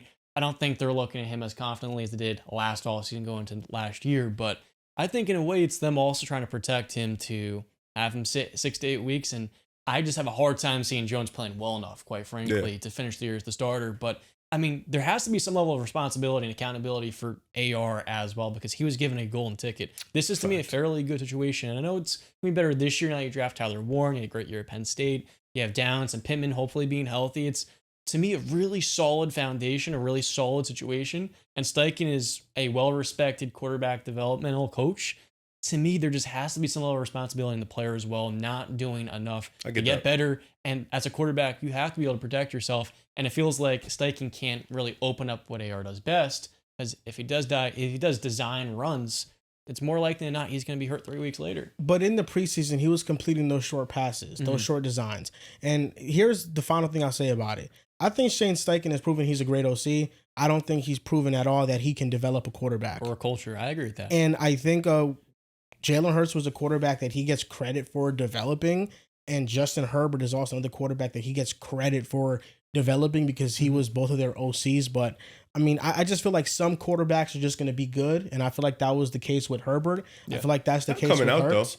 With Herbert, people were up and down with him coming out. Hurts definitely not. He got to get credit for Hurts. First time Herbert stepped in the NFL, if you're like, yeah, this guy's gonna be good against the Chiefs. So for me, I just think that AR, just the way they've handled it, I think the benching last year showed me a lot about how they allow external pressures to cloud their judgment and to make decisions for them. Because the Texans game, when he tapped out and he got benched after that game, I feel like they benched him because of the media outcry for what he did, more so how he felt. If the media didn't overblow that moment in the way they did, I don't think that he would have gotten benched. I think that was a timeout because of how the media handled the situation. And I think that's a moment where you kind of rally around your quarterback and say that's still my guy than, siding with the media.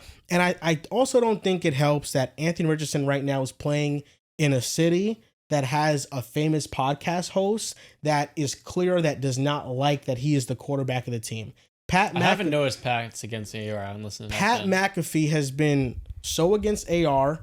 He I will say when they first got him, he was hyped about it, but the tapping out, Pat McAfee was at the forefront of the criticism for Anthony Richardson, talking about sources in the building and how AR is not that hard of a worker. So Pat McAfee being Mr. Indianapolis and also contributing to the backlash of Anthony Richardson, I think is not helping him. And it probably makes a young player in the city feel like the city is against them. And I don't think that's a good situation for a young player. That's valid. Next up, we're going to talk about Cam Ward, because Cam Ward, I feel like he's been the most under talked about first overall pick in recent memory. So he's the most quiet. He is the most quiet. He's very humble. Shedeur Sanders, a quarterback that went in the 5th round, got a lot of the TV time of this past quarterback draft process. But I feel like Cam Ward is getting overlooked a little bit because he does have amazing arm talent. Yeah. He is going to a Tennessee situation that last year had a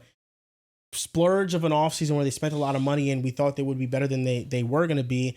And this year, not saying Tennessee is going to be a world beater, but they have a realistic chance to compete at a high level if Cam Ward does pan out. And what are your expectations for Cam Ward in his rookie year? Do you feel like Tennessee Titans could maybe surprise people a little bit and have a really good season? Well, first, the difference just between him and Shedeur is arrogant in a good way. I think arrogance is good to a degree. I think for a quarterback too, you should have a little bit of arrogance to yourself. But Shedeur just, he bleeds confidence. He bleeds. He's out there. He's outgoing. He's very, he's very confident in himself. Cam Ward is more just to the work. His coach was talking about it, how he just first guy in the building. Talks to all his players, even the defense. Learns a lot. Sits there in the film rooms and he really studies the game and he's very quiet. Talks football. He said he doesn't deal with girls, nothing. It's just football all day, all night. So this guy is really about the business, and you want that for the most part in your number one pick and your quarterback. He's very quiet, doesn't really speak too much to the media, I think. And plus, it's Tennessee. I think Tennessee isn't the glam or the glory of the NFL. Not a big time city. Not a team that's really won much. So, you're not going to really get too much attention there. Derrick Henry was the best running back in football, and I don't think even he was getting a super ton of attention over there. So I doubt Cam Ward would get. The expectation, the reason why it's low, I'd say, is because their quarterback prior was Will Levis. So, and he set such a low bar that Cam Ward, I think, will easily clear that bar, but just play well. I think Cam Ward has insane arm talent. I think he can make some throws that maybe 6 quarterbacks in the NFL can make, that he's shown that. We're just going from college, of course. I think Cam Ward is of that type of silent arrogance where he knows he's good. He knows he's that good, and he's very confident in his ability. I also think Cam Ward has legitimate pocket presence where he understands the game. He's very good in his reads, and I think he will be a great quarterback. I think for Tennessee, you saw Calvin Ridley be really good for this team last year. I think you saw this team have a cool little running back tandem of Tony Pollard, Tyjae Spears. I think defensively, L'Jarius Sneed was really great last year, given he was dealing with a lot of injuries last year. I think Jarvis Brownlee was really good last year for a rookie. Roger McCreary's still there. I think Jeffrey Simmons is a guy that I've seen in training camp. Him and Cam Ward have been going at it, offense versus defense type stuff. Do I think they can surprise teams? Depends on how many wins you think. You're going like 5-6? Yeah, I think they're a competitive 5-6 win team. I think that's valid. I think Cam Ward is going to have some game-winning drives this year, or at least some moments where, how you saw Bryce Young last year towards the end of the year, potentially can win a game. I think Cam Ward is going to be that good. He brought in his guy, Xavier. He told the front office to bring in his guy, Xavier Restrepo, so I thought that was good. That was cool of him. It shows that his loyalty to his guys. I think Cam Ward is going to have a good year out there. I think, would it be crazy to say he's probably the second or third best quarterback in his division? But third for sure. Nobody in Indy is going to be better than him. Yeah. It's between Lawrence and C.J. Stroud. I think second is strong because I do think Trevor Lawrence is going to have a bounce back year. I think obviously C.J. Stroud is there. But I think Cam Ward is going to make those quarterbacks definitely second guess. I think he is that good. But I think Cam Ward has potential to be the best quarterback in this division one day. God. I'm excited because what stands out to me when he comes into a Tennessee situation why do we do this? Is mainly dependent on Calvin Ridley as a wide receiver one. There's You don't nothing think so? after him. It's possible. We haven't seen Cam Ward play an NFL game You don't think yet. so, Riff? You guys love to just This is throw someone- guys ahead of CJ Stroud. This is someone who, to me, has the makings of a franchise quarterback. Yes. And like you guys highlighted, he exudes confidence as a true gunslinger when I kind of look at what the Titans' expectation is this year, it's not the record, it's the offense's production. Last year, he had led Miami to be in the number 1 ranked scoring offense, 44 points per game. And I feel like Calvin Ridley this year is poised to have a better year. He's going to have more on targets or higher on target percentage going to him. But then after him in this receiver room, it's Alec Iomare, Shamari DK, Xavier Restrepo, and Tyler Lockett, whatever is left in his second half of his career. So I'm looking to see Cam Ward open up the offense to those younger guys and really take this unit from being 27th in scoring to maybe top 20 outside that gutter of the NFL. And for Tennessee, I expect them to win around 5-6 games, but that's not going to really be what we're going to look at the Titans end the season and say that's the goal. The goal is you want Cam Ward to take a big step forward and be a vast upgrade off of what Will Levis was, and I expect him to be that. I think Tony Pollard this year is going to benefit more from having kind of better quarterback play and just the offense itself kind of being more well-rounded. And I like what the Titans did this offseason, adding some guys for free agency, even it wasn't too much. I think the offensive line will definitely improve with Zeitler coming in and some of those other young guys developing like Skoronski and co. I feel like Cam Ward, They're the same age. CJ Stroud and Cam Ward. Yeah, I believe it. I think Cam Ward's arm, I could watch him throw all day. I think he's that talented. You mentioned it, how he's a leader. He called this receiving core top 5, and even though we know it's far from the truth, we know that that's not true, but he's just being a good teammate. Right now, 5.5 wins for them is minus 145. But if 6.5 wins for them is plus 120. So if you think they can win 7 games, their schedule, pull up their schedule real is quick. similar to the Texans, most likely. I know we're going to do a schedule prediction when we do the pre-recorded stuff with the Titans and then, the other teams that we have to do still. But, they play the Broncos week 1, which that's a tough game. Mm-hmm. Then they play the Rams, the Colts, the Texans, the Cardinals, the Raiders, the Patriots, the Colts, the Chargers, the Texans, the Seahawks, the Jaguars, the Browns, the Niners, the Chiefs, the Saints, and the Jags. That sounds like a tough-ass schedule. I think it's around the middle. I think they have definitely some tough opponents in there. But I think the Tennessee Titans are really going to go as far as their offensive line takes them. And I hope that they protect Cam Ward. And I'm optimistic about it because Peter Skoronski is improving. J.C. Latham's back in his natural position. They got Kevin Zeitler, Lloyd Cushenberry, their major free agent signing last year, who is a good center. And then Dan Moore, who I'm not high on, but it's a placeholder. I think it's a better option than what they had last year, which was J.C. Latham playing out of position. So I think if the offensive line holds up, we're going to see really big explosive plays from Cam Ward. And I'm thinking like maybe an 18 touchdown, 13 pick season where he has, some highs, some lows. It's just really about Brian Callahan and what he's going to be as a play caller. It's going to tell us a lot because now that he has a quarterback and an infrastructure, what is his offense going to look like? I would say maybe my expectations are higher because I know Baker at his rookie season standpoint was breaking a touchdown record. I would say Baker Mayfield's kind of the quarterback I would compare his expectation to in year 1, but Baker had a very good rookie year, so maybe that is a little bit lofty, but I really feel like Cam Ward can do it. Yeah, I'm looking at the Titans. 18 touchdowns, 13 interceptions, better than CJ Stroud. No, it's not better than CJ Stroud rookie year. That's what you said. But I said that Cam Ward one day can be the best quarterback in this division. They're the same CJ age. Stroud's a top 10 quarterback, and I expect Cam Ward can enter that. They're the same age. That's all I'm just saying. They're the same age. I know they are, but Cam Ward, Boy, 2 years in. he's his rookie year. That's what he's gonna be a rookie. Now, next up, the top 10 running backs in the NFL. So my list, James Cook is at 10. We're just gonna go 10. Yes, 10 to 6, then we can go 5 to 1. James Cook is at 10 for me. He's a touchdown waiting to happen and is supposed to play when it happened. I think he was their best offensive player in the AFC Championship game against the Chiefs. And James Cook's ascension is the reason why the offense can have less of a load on Josh Allen. They can be more run heavy because he broke out last year. Kenneth Walker is at 9. I fully expect him to prove himself as one of the best running backs in football this upcoming season. He's had bad offensive lines, but you watch the film on him. He is making guys miss in the backfield. He is turning what should be negative plays into positive plays. He's a home run hitter. He is a unique runner. And I think now with Clint Kubiak's scheme, bringing in a brand new one, bringing in a physical identity to Seattle, being able to run the football, I think not only will he get involved in the pass game, but also he's going to be a very effective runner, an efficient runner this year.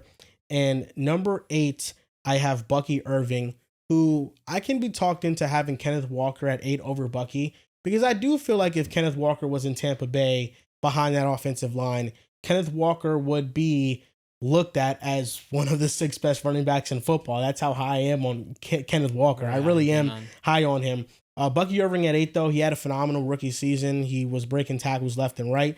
Number 7 is, because of injuries, Christian McCaffrey.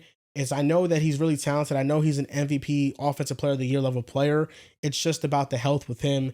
And that's why at number 6, I have Josh Jacobs over him, because I can rely on him. I know that he can withstand 20 to 25 carries per game for the entirety of the season. And he gives you a really high floor as a runner. And he's a great goal line back. And he's a good pass catcher. He can catch passes out the backfield as well. So that would be my 10 to 6. So my number 10 was, and this was a very close honorable mention. Honorable mention was James Cook. Number 10 for me was Kyron Williams. Number 9, I had my guy, James Conner. Number 8, I had Jonathan Taylor. Number 7, I had Bucky Irving. And number 6, I had Josh Jacobs. James Conner and Kyron Williams. What's crazy about them being with over James Cook? Mm-hmm. Okay. James Conner is the most underrated running back in football. I think James Cook actually is probably the most underrated running back in football. But you could probably throw that title to a lot of guys. Number 10 for me is James Cook. I think if it's not Jahmyr Gibbs, or I'm blanking on like somebody else, he's arguably one of the best dual threat running backs in football in terms of just the pass catching ability, his ability to actually run short intermediate routes. And then on top of that, him just improving year by year as a rusher. Like from him now to him 2 years ago, completely night and day. He used to fumble a ton, couldn't really see the lanes too much, but now the way he is, how nimble he is, it's hard for him to get tackled. The way he can carry the ball, I think Cook is one of the most underrated running backs in football. And given the load, like he does a lot for that Buffalo offense. I think he is their best offensive weapon, like you mentioned it. Number 9, I have Bucky Irving. I will say James Conner didn't make it, but definitely an honorable mention. I think Bucky Irving just gives you a little bit more just in terms of that juice and how explosive he is as a runner. I think his speed is ridiculous. Number 8 for me is Chuba Hubbard. I know that's probably the hot take one, but I really love Chuba Hubbard's game. I think what he does in Carolina is really different, just in terms of how small and physically imposing he is. And then 7, I have Josh Jacobs. I think we talked about him a little bit earlier, but just like the perfect running back in terms of just workhorse, reliability, stays healthy, can backpack. He gives you all of that. And then number 6, I still got to give him respect, so I kept him in here. It's Christian McCaffrey. I have him at 6. Yeah, I like that list. I like Chuba Hubbard a lot. I like the mention. Number 5, Jonathan Taylor, very quietly had one of the best running back seasons last year in the NFL. But I wish that he would have never fumbled it in the Broncos game. That was a very bad, terrible moment. Number 4, it's Jahmyr Gibbs. I think it's interchangeable between him and Bijan Robinson. It's 4 and 3, and I know a lot of people have that debate. Jahmyr Gibbs is more of a home run hitting running back. I feel like whenever Jahmyr Gibbs touches the ball, it's going for 10 to 20 yards. That's how explosive he is. He's a house call waiting to happen. Bijan Robinson, I just think, is a more well-rounded running back. I think that what separates the two, because both of them are great pass catchers, both of them are great runners, what separates them is their blocking ability. And I know that's not a big thing that people pay attention to, but Bijan Robinson is, you can argue, the best blocking running back in the NFL. He takes on defensive linemen. He takes on edge rushers. He was really protecting Kirk Cousins early on in the season from getting hit, and their offensive line at times was vulnerable and had to set more people into protection, and Bijan had to be back there instead of running a route. So maybe the receiving numbers didn't look as good, but I think Bijan, the well-roundedness of his game, how well-rounded he is at all phases, I think is the reason why he's over Jahmyr. And number 2 is Derrick Henry, and number 1 is the reigning offensive player of the year, I think, is Saquon Barkley. Yeah, so my list, similar to yours, for sure. Number 5, Jonathan Taylor. I think back in the last year, he was spectacular. I also think he still has the talent to be a top 3 type of guy. I think that's how good JT is. 4, I have Bijan. 3, I have Jahmyr Gibbs. I just like Jahmyr Gibbs a little bit more in the pass catching department. I do think Bijan is a much more bigger, physically imposing running back. I think Gibbs has a little bit more speed to him, though. Number 2, Derrick Henry. But I feel like that's interchangeable depending on the year. Number one, I have Saquon because Derrick Henry had 1,900 yards last year, so he was right behind Saquon Barkley. But you got to give the reigning offensive player of the year his respect. That's valid. Number 5, I had Christian McCaffrey. It's Valid. interesting. The last time we saw him healthy, 2,000 yards from scrimmage, 20 touchdowns, the NFL in both categories. To me, there was a floor with CMC. And I was like, I'm not comfortable going much further past 5 or 6. But I feel like Jacobs is really knocking on that door with the year he just had. Number 4, I had Jahmyr Gibbs. And this is where our lists become eerily similar. Number 3, I had Bijan Robinson. I'm expecting Bijan to have the best season from any of these running backs in the NFL this year. Number 2, I had Derrick Henry, and then number 1, Saquon Barkley. He's obviously coming off one of the best running back seasons we've ever seen. So I feel like he's more than worthy of the top spot. Now, next episode, we're going to do top 10 quarterbacks, and I'm interested to see, where you rank Jordan Love. I'll probably have him between 8 to 10. To be honest with you, I have him outside my top 10, but he's got the upside to get right back in there. It's probably I feel like today the easiest list to make was running back, but the toughest for me was quarterback after number 6 and 7. Where's Jalen Hurts for you? I'm not going to reveal that today. He's in my. He's not in the top 10 for him. No way. I think. You sure about that? I could tell you 7, 8, 9, 10 is a shuffle of Dak, Stroud, Love, Hurts. I'll tell you this: Hurts in the perfect spot where I have him.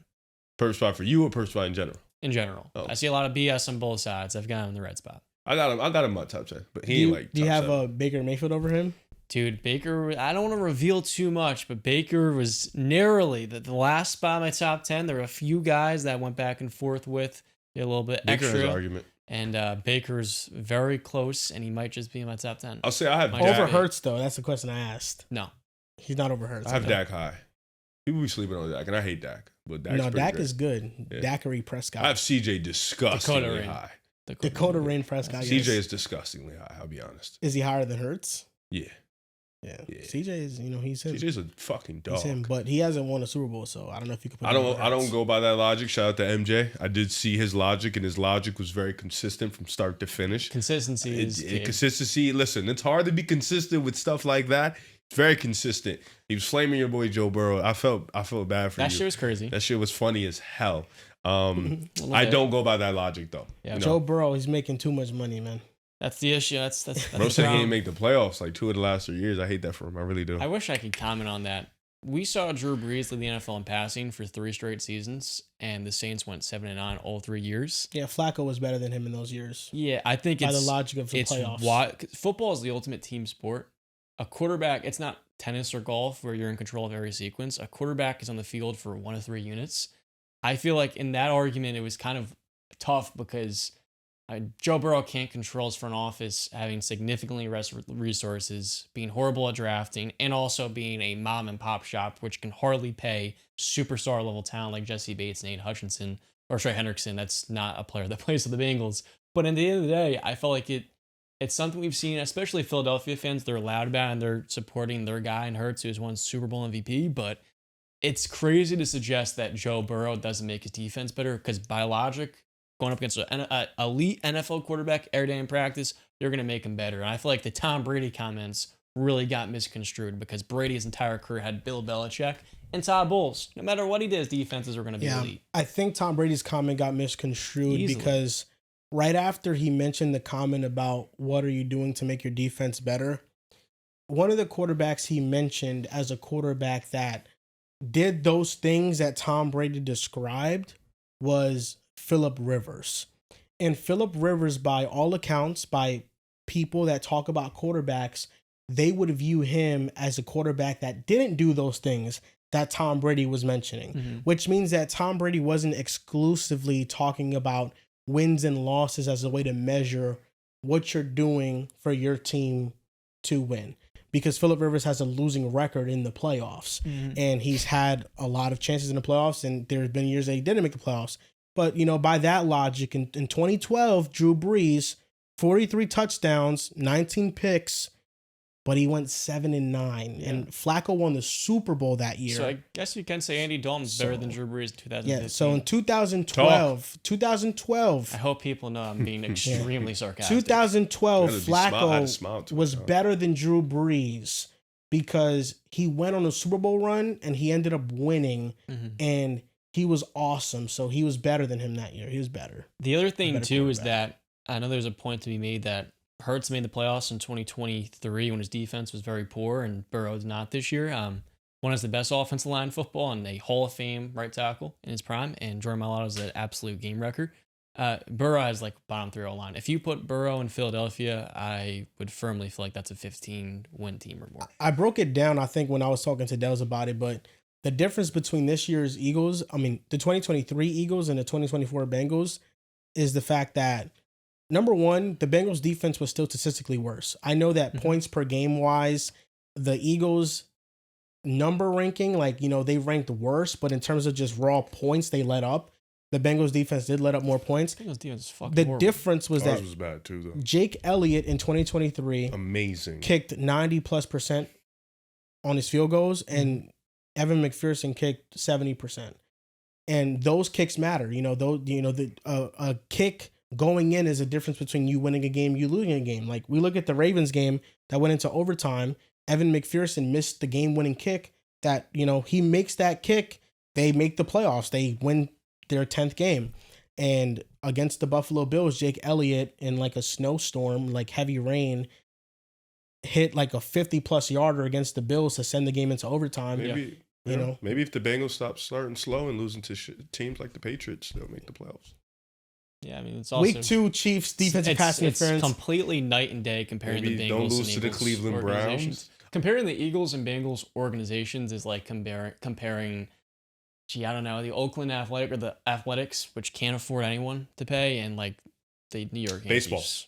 Baseball, right? Yep, baseball. There we go. Or like, I don't know. No, they've been using Burrow's contract against him, but in 2024 and 2023, his cap hits were low, and the amount of cash he got paid out was high. That stat says Harry Roseman is a wizard. It doesn't say anything about the individual because player. Hurts' cap hit this year is $22 million, but he's actually getting paid $45 million in cash because they transferred his money to like a signing bonus. And in order to do that consistently, you need ownership that's willing to pay you out immediately. So it's not a contract thing, more so it's how a front office manages the money and ownership is willing to spend. You guys been letting the Eagles fans get to you guys too much. No, I'm not. I just saw some stuff I disagreed with last time I wasn't here. Because it's just, they be talking. They talk. They win. When you win, you talk.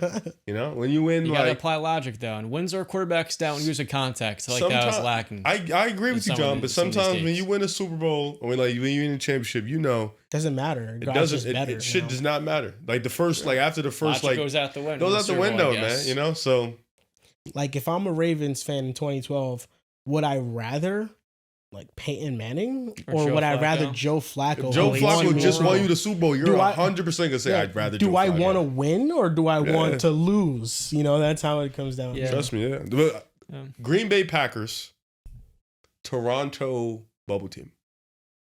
I'm so confused with this comparison. The Green Bay Packers, like right now, are like the NBA version of the 2020 Raptors. The team was on pace to win nearly 60 games. Good team, really good team. Solid defense, but just missing something to get over the hump. So you're saying they're a walking second round exit? They're a piece away. Okay. The Packers? Piece away. Yeah. That piece in because Michael would be their quote unquote to me, Micah. You know what I'm saying? Like right now, the Packers scare you, but if they get one more guy, wait, you'll really get scared. They scare nobody. But they're a good team. You don't think they scare nobody? They're very there we go, John. That's much better. I just they're walking in the building. I'm like, okay, we got to wake up for this game. Dangerously looming with Micah, very respectable, high level team with that. There we go. Yeah, we're not scared of nobody. It's probably 5% chance Mega gets traded. They'll get extended first week. My NFC team is the Packers. AFC is the Chiefs. And the Bengals. No. No. Joe Burrow, I'm just a fan of your AFC team is not the Jets. You said the Chiefs. Until the Jets build a team that I think could make the playoffs, then no. Yo, bro, you can't just do that. They've been in the playoff drought for 16 years. You can't just not. They 15, can't. Actually. They can't just not Here's be your my team thing. because It's they're not okay good. if you do that, but when they do turn around and whatever that is, you can't act like you're there. Yeah, you can't just say now they're my team. It wouldn't be genuine. That's my only thing. I think it's fun if you're gonna kind of disown them like Riv did the Bulls, like to a degree. But I'm never going back. But if you go back, I saw it through thick and thin, but you really weren't a fan during those shitty years. I'm good with that. I feel like people always use this argument, and it's like cool if you say it to somebody whose team hasn't made the playoffs in like 5 years. Yeah. But when your team hasn't made the playoffs in 15 years, there is no optimism that turnaround is going to happen anytime soon. There is no optimism that turnaround is going to happen this year. That's what makes you a real fan. You go through the ups and downs. Honestly, you can be pessimistic. Do you expect to watch every single Jet game? Yeah, I'm gonna watch. Okay, so that's fine. You can be extremely pessimistic, but if you're watching all 17 But if Jet you games, you can be. if there. you hit me with my team is still the Jets, but I'm also a Chiefs fan. Yeah, that's valid. But if he's watching every single Jet game, no Sundays off, I don't think it's. Bro, he just said my AFC team is no mention of the Jets. Like at least mention them. Second? They'd be second. He's just like It was a hesitant thought about like they'd be second. Like in my studio room that I'm designing upstairs, I'm gonna have Jets merchandise in there for sure. Okay. But for the most part, it is. I'm not getting excited or rooting for the Jets until we draft a quarterback. Okay. Again, and I feel like that's gonna be next year. But I'm gonna be tapped into the quarterbacks and who I like and stuff. But overall, like the Jets have tried everything and they haven't succeeded. Sam Darnold, we had in the building. He resurrected his career. We failed him. Geno Smith resurrected his career. We failed him. Then we get Aaron Rodgers and he gets hurt, and then we win 5 games with him. It's just been so awful being a Jets fan that it's like until it's also comes a point in time. I feel like loyalty is on both sides. If you are in a relationship and you are getting treated poorly by your partner, I think it'd be foolish for you to continue to stay with your partner. He's got a great point. If your partner has treated you terribly, has made you feel terrible for 15 years, then I think it's fair to explore a different option. This is an amazing point because you're a Bulls fan. I think the Bulls, from ownership to front office, are a train wreck. Yes. So the Jets have been worse than the Bulls. By buying season tickets and being super optimistic every single year, you're only letting the franchise continue to accept mediocrity. But if no one's buying season tickets and no one's copying Josh Giddey jerseys and whatnot, and Nikola Vucevic bobbleheads, then it's less likely that the Bulls franchise, which is poorly run, will receive support. I'm not going back though. So that's where I he's feel like going back. He just well, said. You don't know if I'm ever going back. Depending on how bad He just said depending on this QB draft, if they get a guy, if he's we get back. Arch Manning, yeah, you're back. And if you got Cooper Flagg, no, I'm not. No, if Cooper Flagg got drafted to the Bulls, you would have 100% root for the Bulls. No, without a doubt, you would. No, without a doubt, you would. Jeremiah Fears went to the Bulls. That's Jeremiah. No. I don't know about that. You just said before the podcast you're gonna go to Chicago to watch Derrick Rose retirement with his jersey. That's D Rose. Yeah, okay, that's a Bulls player.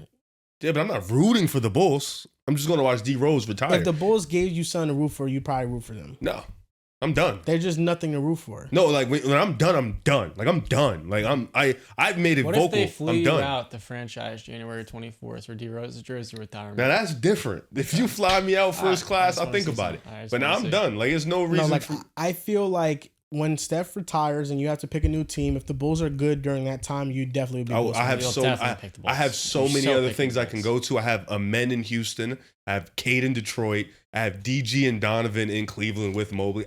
There are so many things I picked before. But ultimately, what Chicago, you choosing to not root for the Bulls is because they give you nothing to root for. Yeah, but I feel like you have a deeper relationship with the Jets than I have with the Bulls, anyways. It's been 15 years though. Yeah. Of no playoffs. So that's a long time. The Bulls were a playoff team 30 years ago, Roof. Yeah, that's a long time. Yeah, I told you, damn, the Jets era really is over. Like for me, when I wake up in the morning and it's Sunday, do I get more excited to watch the Jets or the Packers? Which one? The Packers. Not even close. I get more excited to see, I can't wait to see how Jordan Love's going to play today. Okay. I can't wait to see, when we talk about just sheer excitement, there are a plethora of teams and players I'm more excited to just watch than a Jets football game. This has been the 32nd ranked offense before Rodgers came here for the last 3 years. Okay. It's been terrible offense. It's terrible football. It's a terrible product. I feel because now we're getting into the logical sense of what sports fandom is. It is consumerism, and you're asking me to be a consumer of something that isn't producing a good product. I think the thing where I think the wrong part is thinking that being a sports fandom has anything to do with logic. Being a sports fan actually has nothing to do with logic. That's where you bring the most illogical, stupid, just nonsense logic ever when it comes to being a fan. You can't bring illogical things into something that hasn't proven to be anything of note for 15 years. Like, I understand if the team is like good every other year. But you've been you can talk illogical about the Jets before. Yeah, last year and the year before. That wasn't working, so we Yeah. had to try something different. with Aaron Rodgers. Yeah, I guess Yeah. like MJ, for example, like literally he just came in here, He's an Eagles fan though. Eagles They're fan, good, Die hard. was illogical about something, but but they're good though. That's yeah, for different. sure. But like my point is just being a fan, there's no logic involved. Like I get it though. Like I've been asked for a while, so that shit hurting. Like that shit starting to rain a toll on you. 15 years is a really, really long time. Yeah, I just drop them. What's the point of keeping them? No, I love the Jets. I love them. You're not dropping them if you're watching them every single Sunday. You know, I love the Jets still. It's just I just Yeah, see, that's why it's the difference between me and you. I don't watch the Bulls anymore. I just know that the Jets aren't going to like be anything anytime soon unless we get a quarterback. Like I think that every avenue that they've explored to try to get one, whether it's been through the draft, bust picks, whether it's been through free agency, whether it's been trying to trade for a Hall of Fame quarterback and then him flopping as well, every option they've tried to go with for a quarterback is failed and is just blown up in their face. There's just a humor to being Jet fans. It's happened multiple times. It is funny as hell. Explain it. Like I was thinking about the other day, like the best Jets quarterback season we've seen is Ryan Fitzpatrick, and the only reason I got in the field is because the defensive end broke Geno Smith's jaw, and he was out for 12 weeks. So Fitzpatrick just went on to mess around, had the best Jets single season ever. I would love for him to talk about that. Since however long ago it was, maybe it was 20 years, the best quarterback See, they've like, had. you still watch Jets games. That's real love. I watch every football game, to be fair. Yeah. But yes, the Jets, I will say, like, if there's a better game, I'm not watching the Jets, though. Oh, shit. Like, it's not on the main screen TV. Like, if another game at 1 o'clock is going on that's better, So I'm not watching that. Are the Jets the least watchable team in football? Yes, I they're would one say of. Nah, one it's the of, Saints. One of. Saints. I'm not Saints would be watching the Saints. 32 for me. Yeah. Among teams that are hardest to watch. Like, I really have Jets to. are definitely bottom 5. Like, as a neutral football fan, are you going to watch the Titans or the Jets? a Titans neutral fan would easily. probably watch the I would Jets rather because I'd of the have media. more No, fun but the watching Cam Titans. Ward.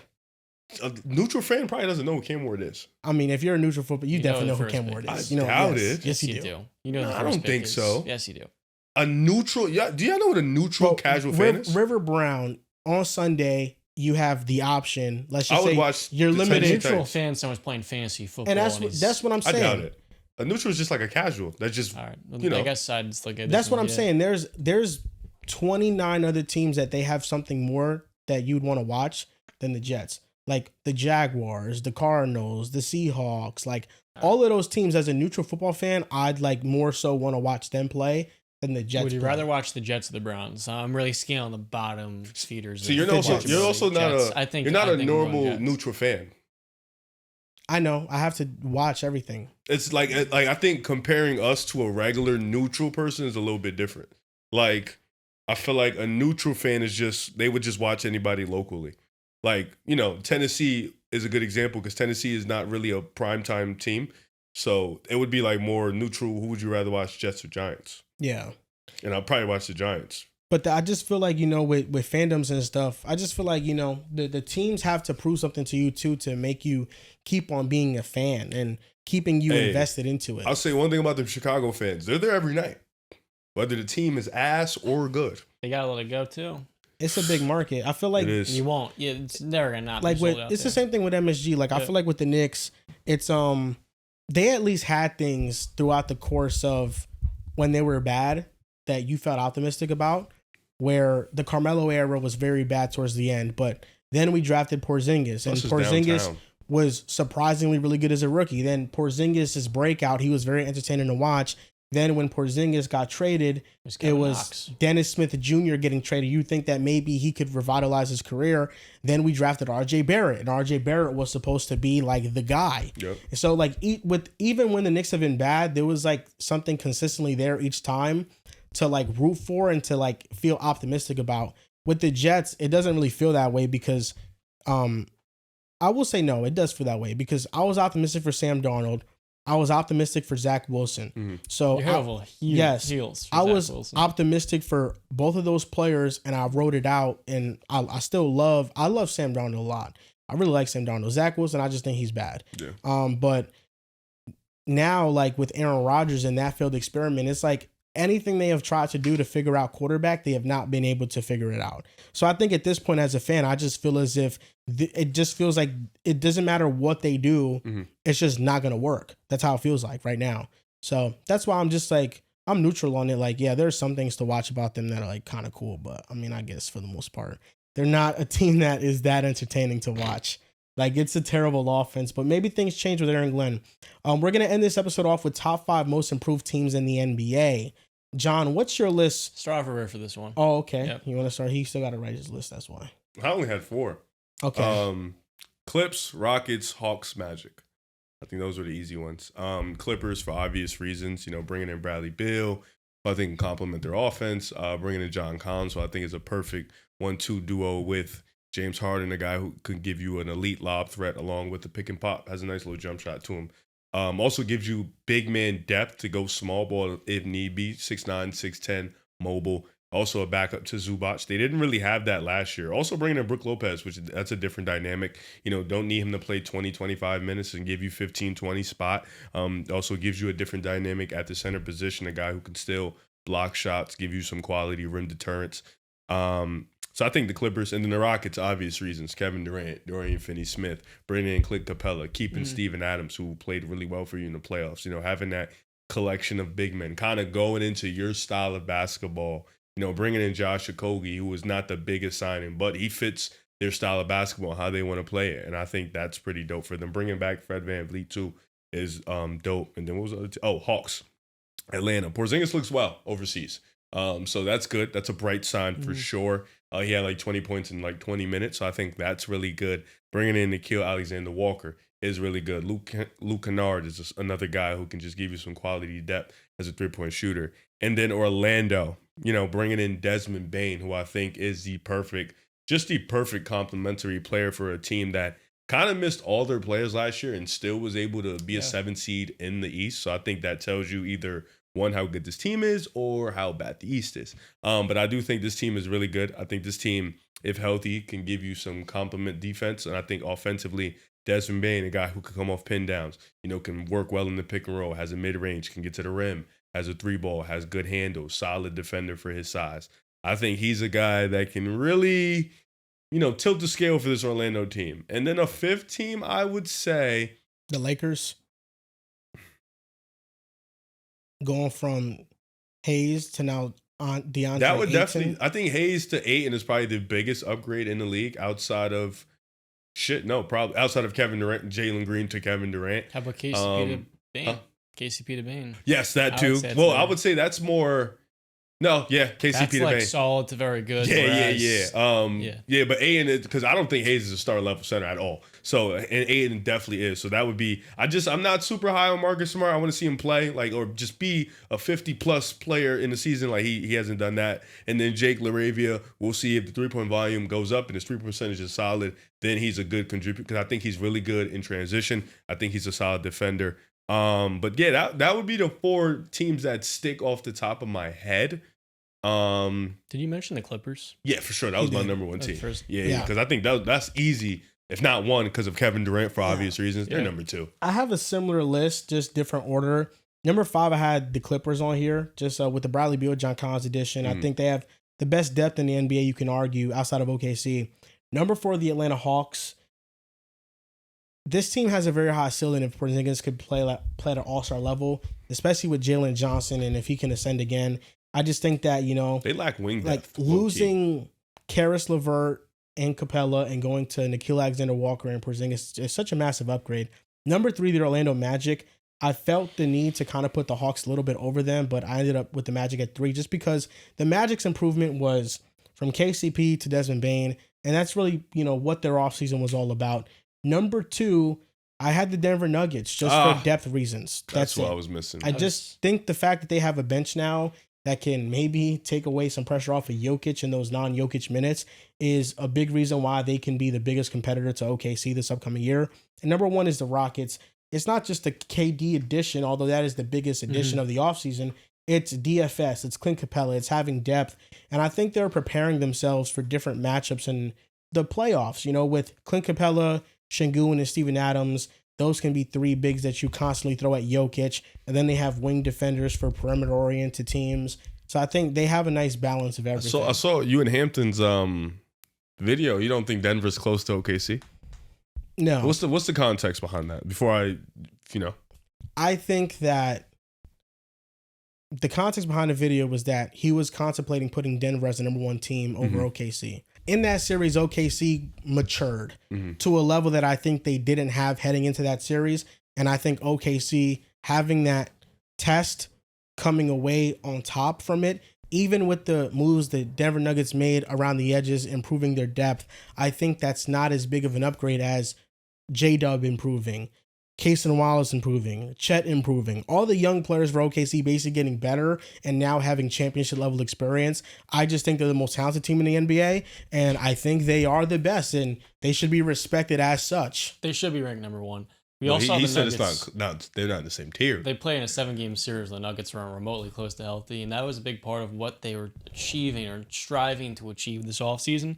And I feel like the biggest thing, too, is they got competent depth. You're not asking Tim Hardaway Jr. and Jonas Valanciunas, so they may not want to be there to be world beaters. That's going to be competent backups for 15 minutes a game. They didn't have that previously. And in the same way guys like Hasten and J-Dub will improve, I do believe we'll see something similar with just Cam Johnson going into a perfect landing spot where he's a match-made fit, and him building off what he was doing in Brooklyn, being just as efficient and productive, maybe more efficient, while very productive. So I had the Nuggets at number 5 just because the moves that they made were just adding in kind of rotation level players. Then Bruce Brown, I forgot. Very interesting move. Number 4, But they lost Russ. They did, but I He hasn't been expect signed yet. I expect Bruce Brown to be just as good, if not better.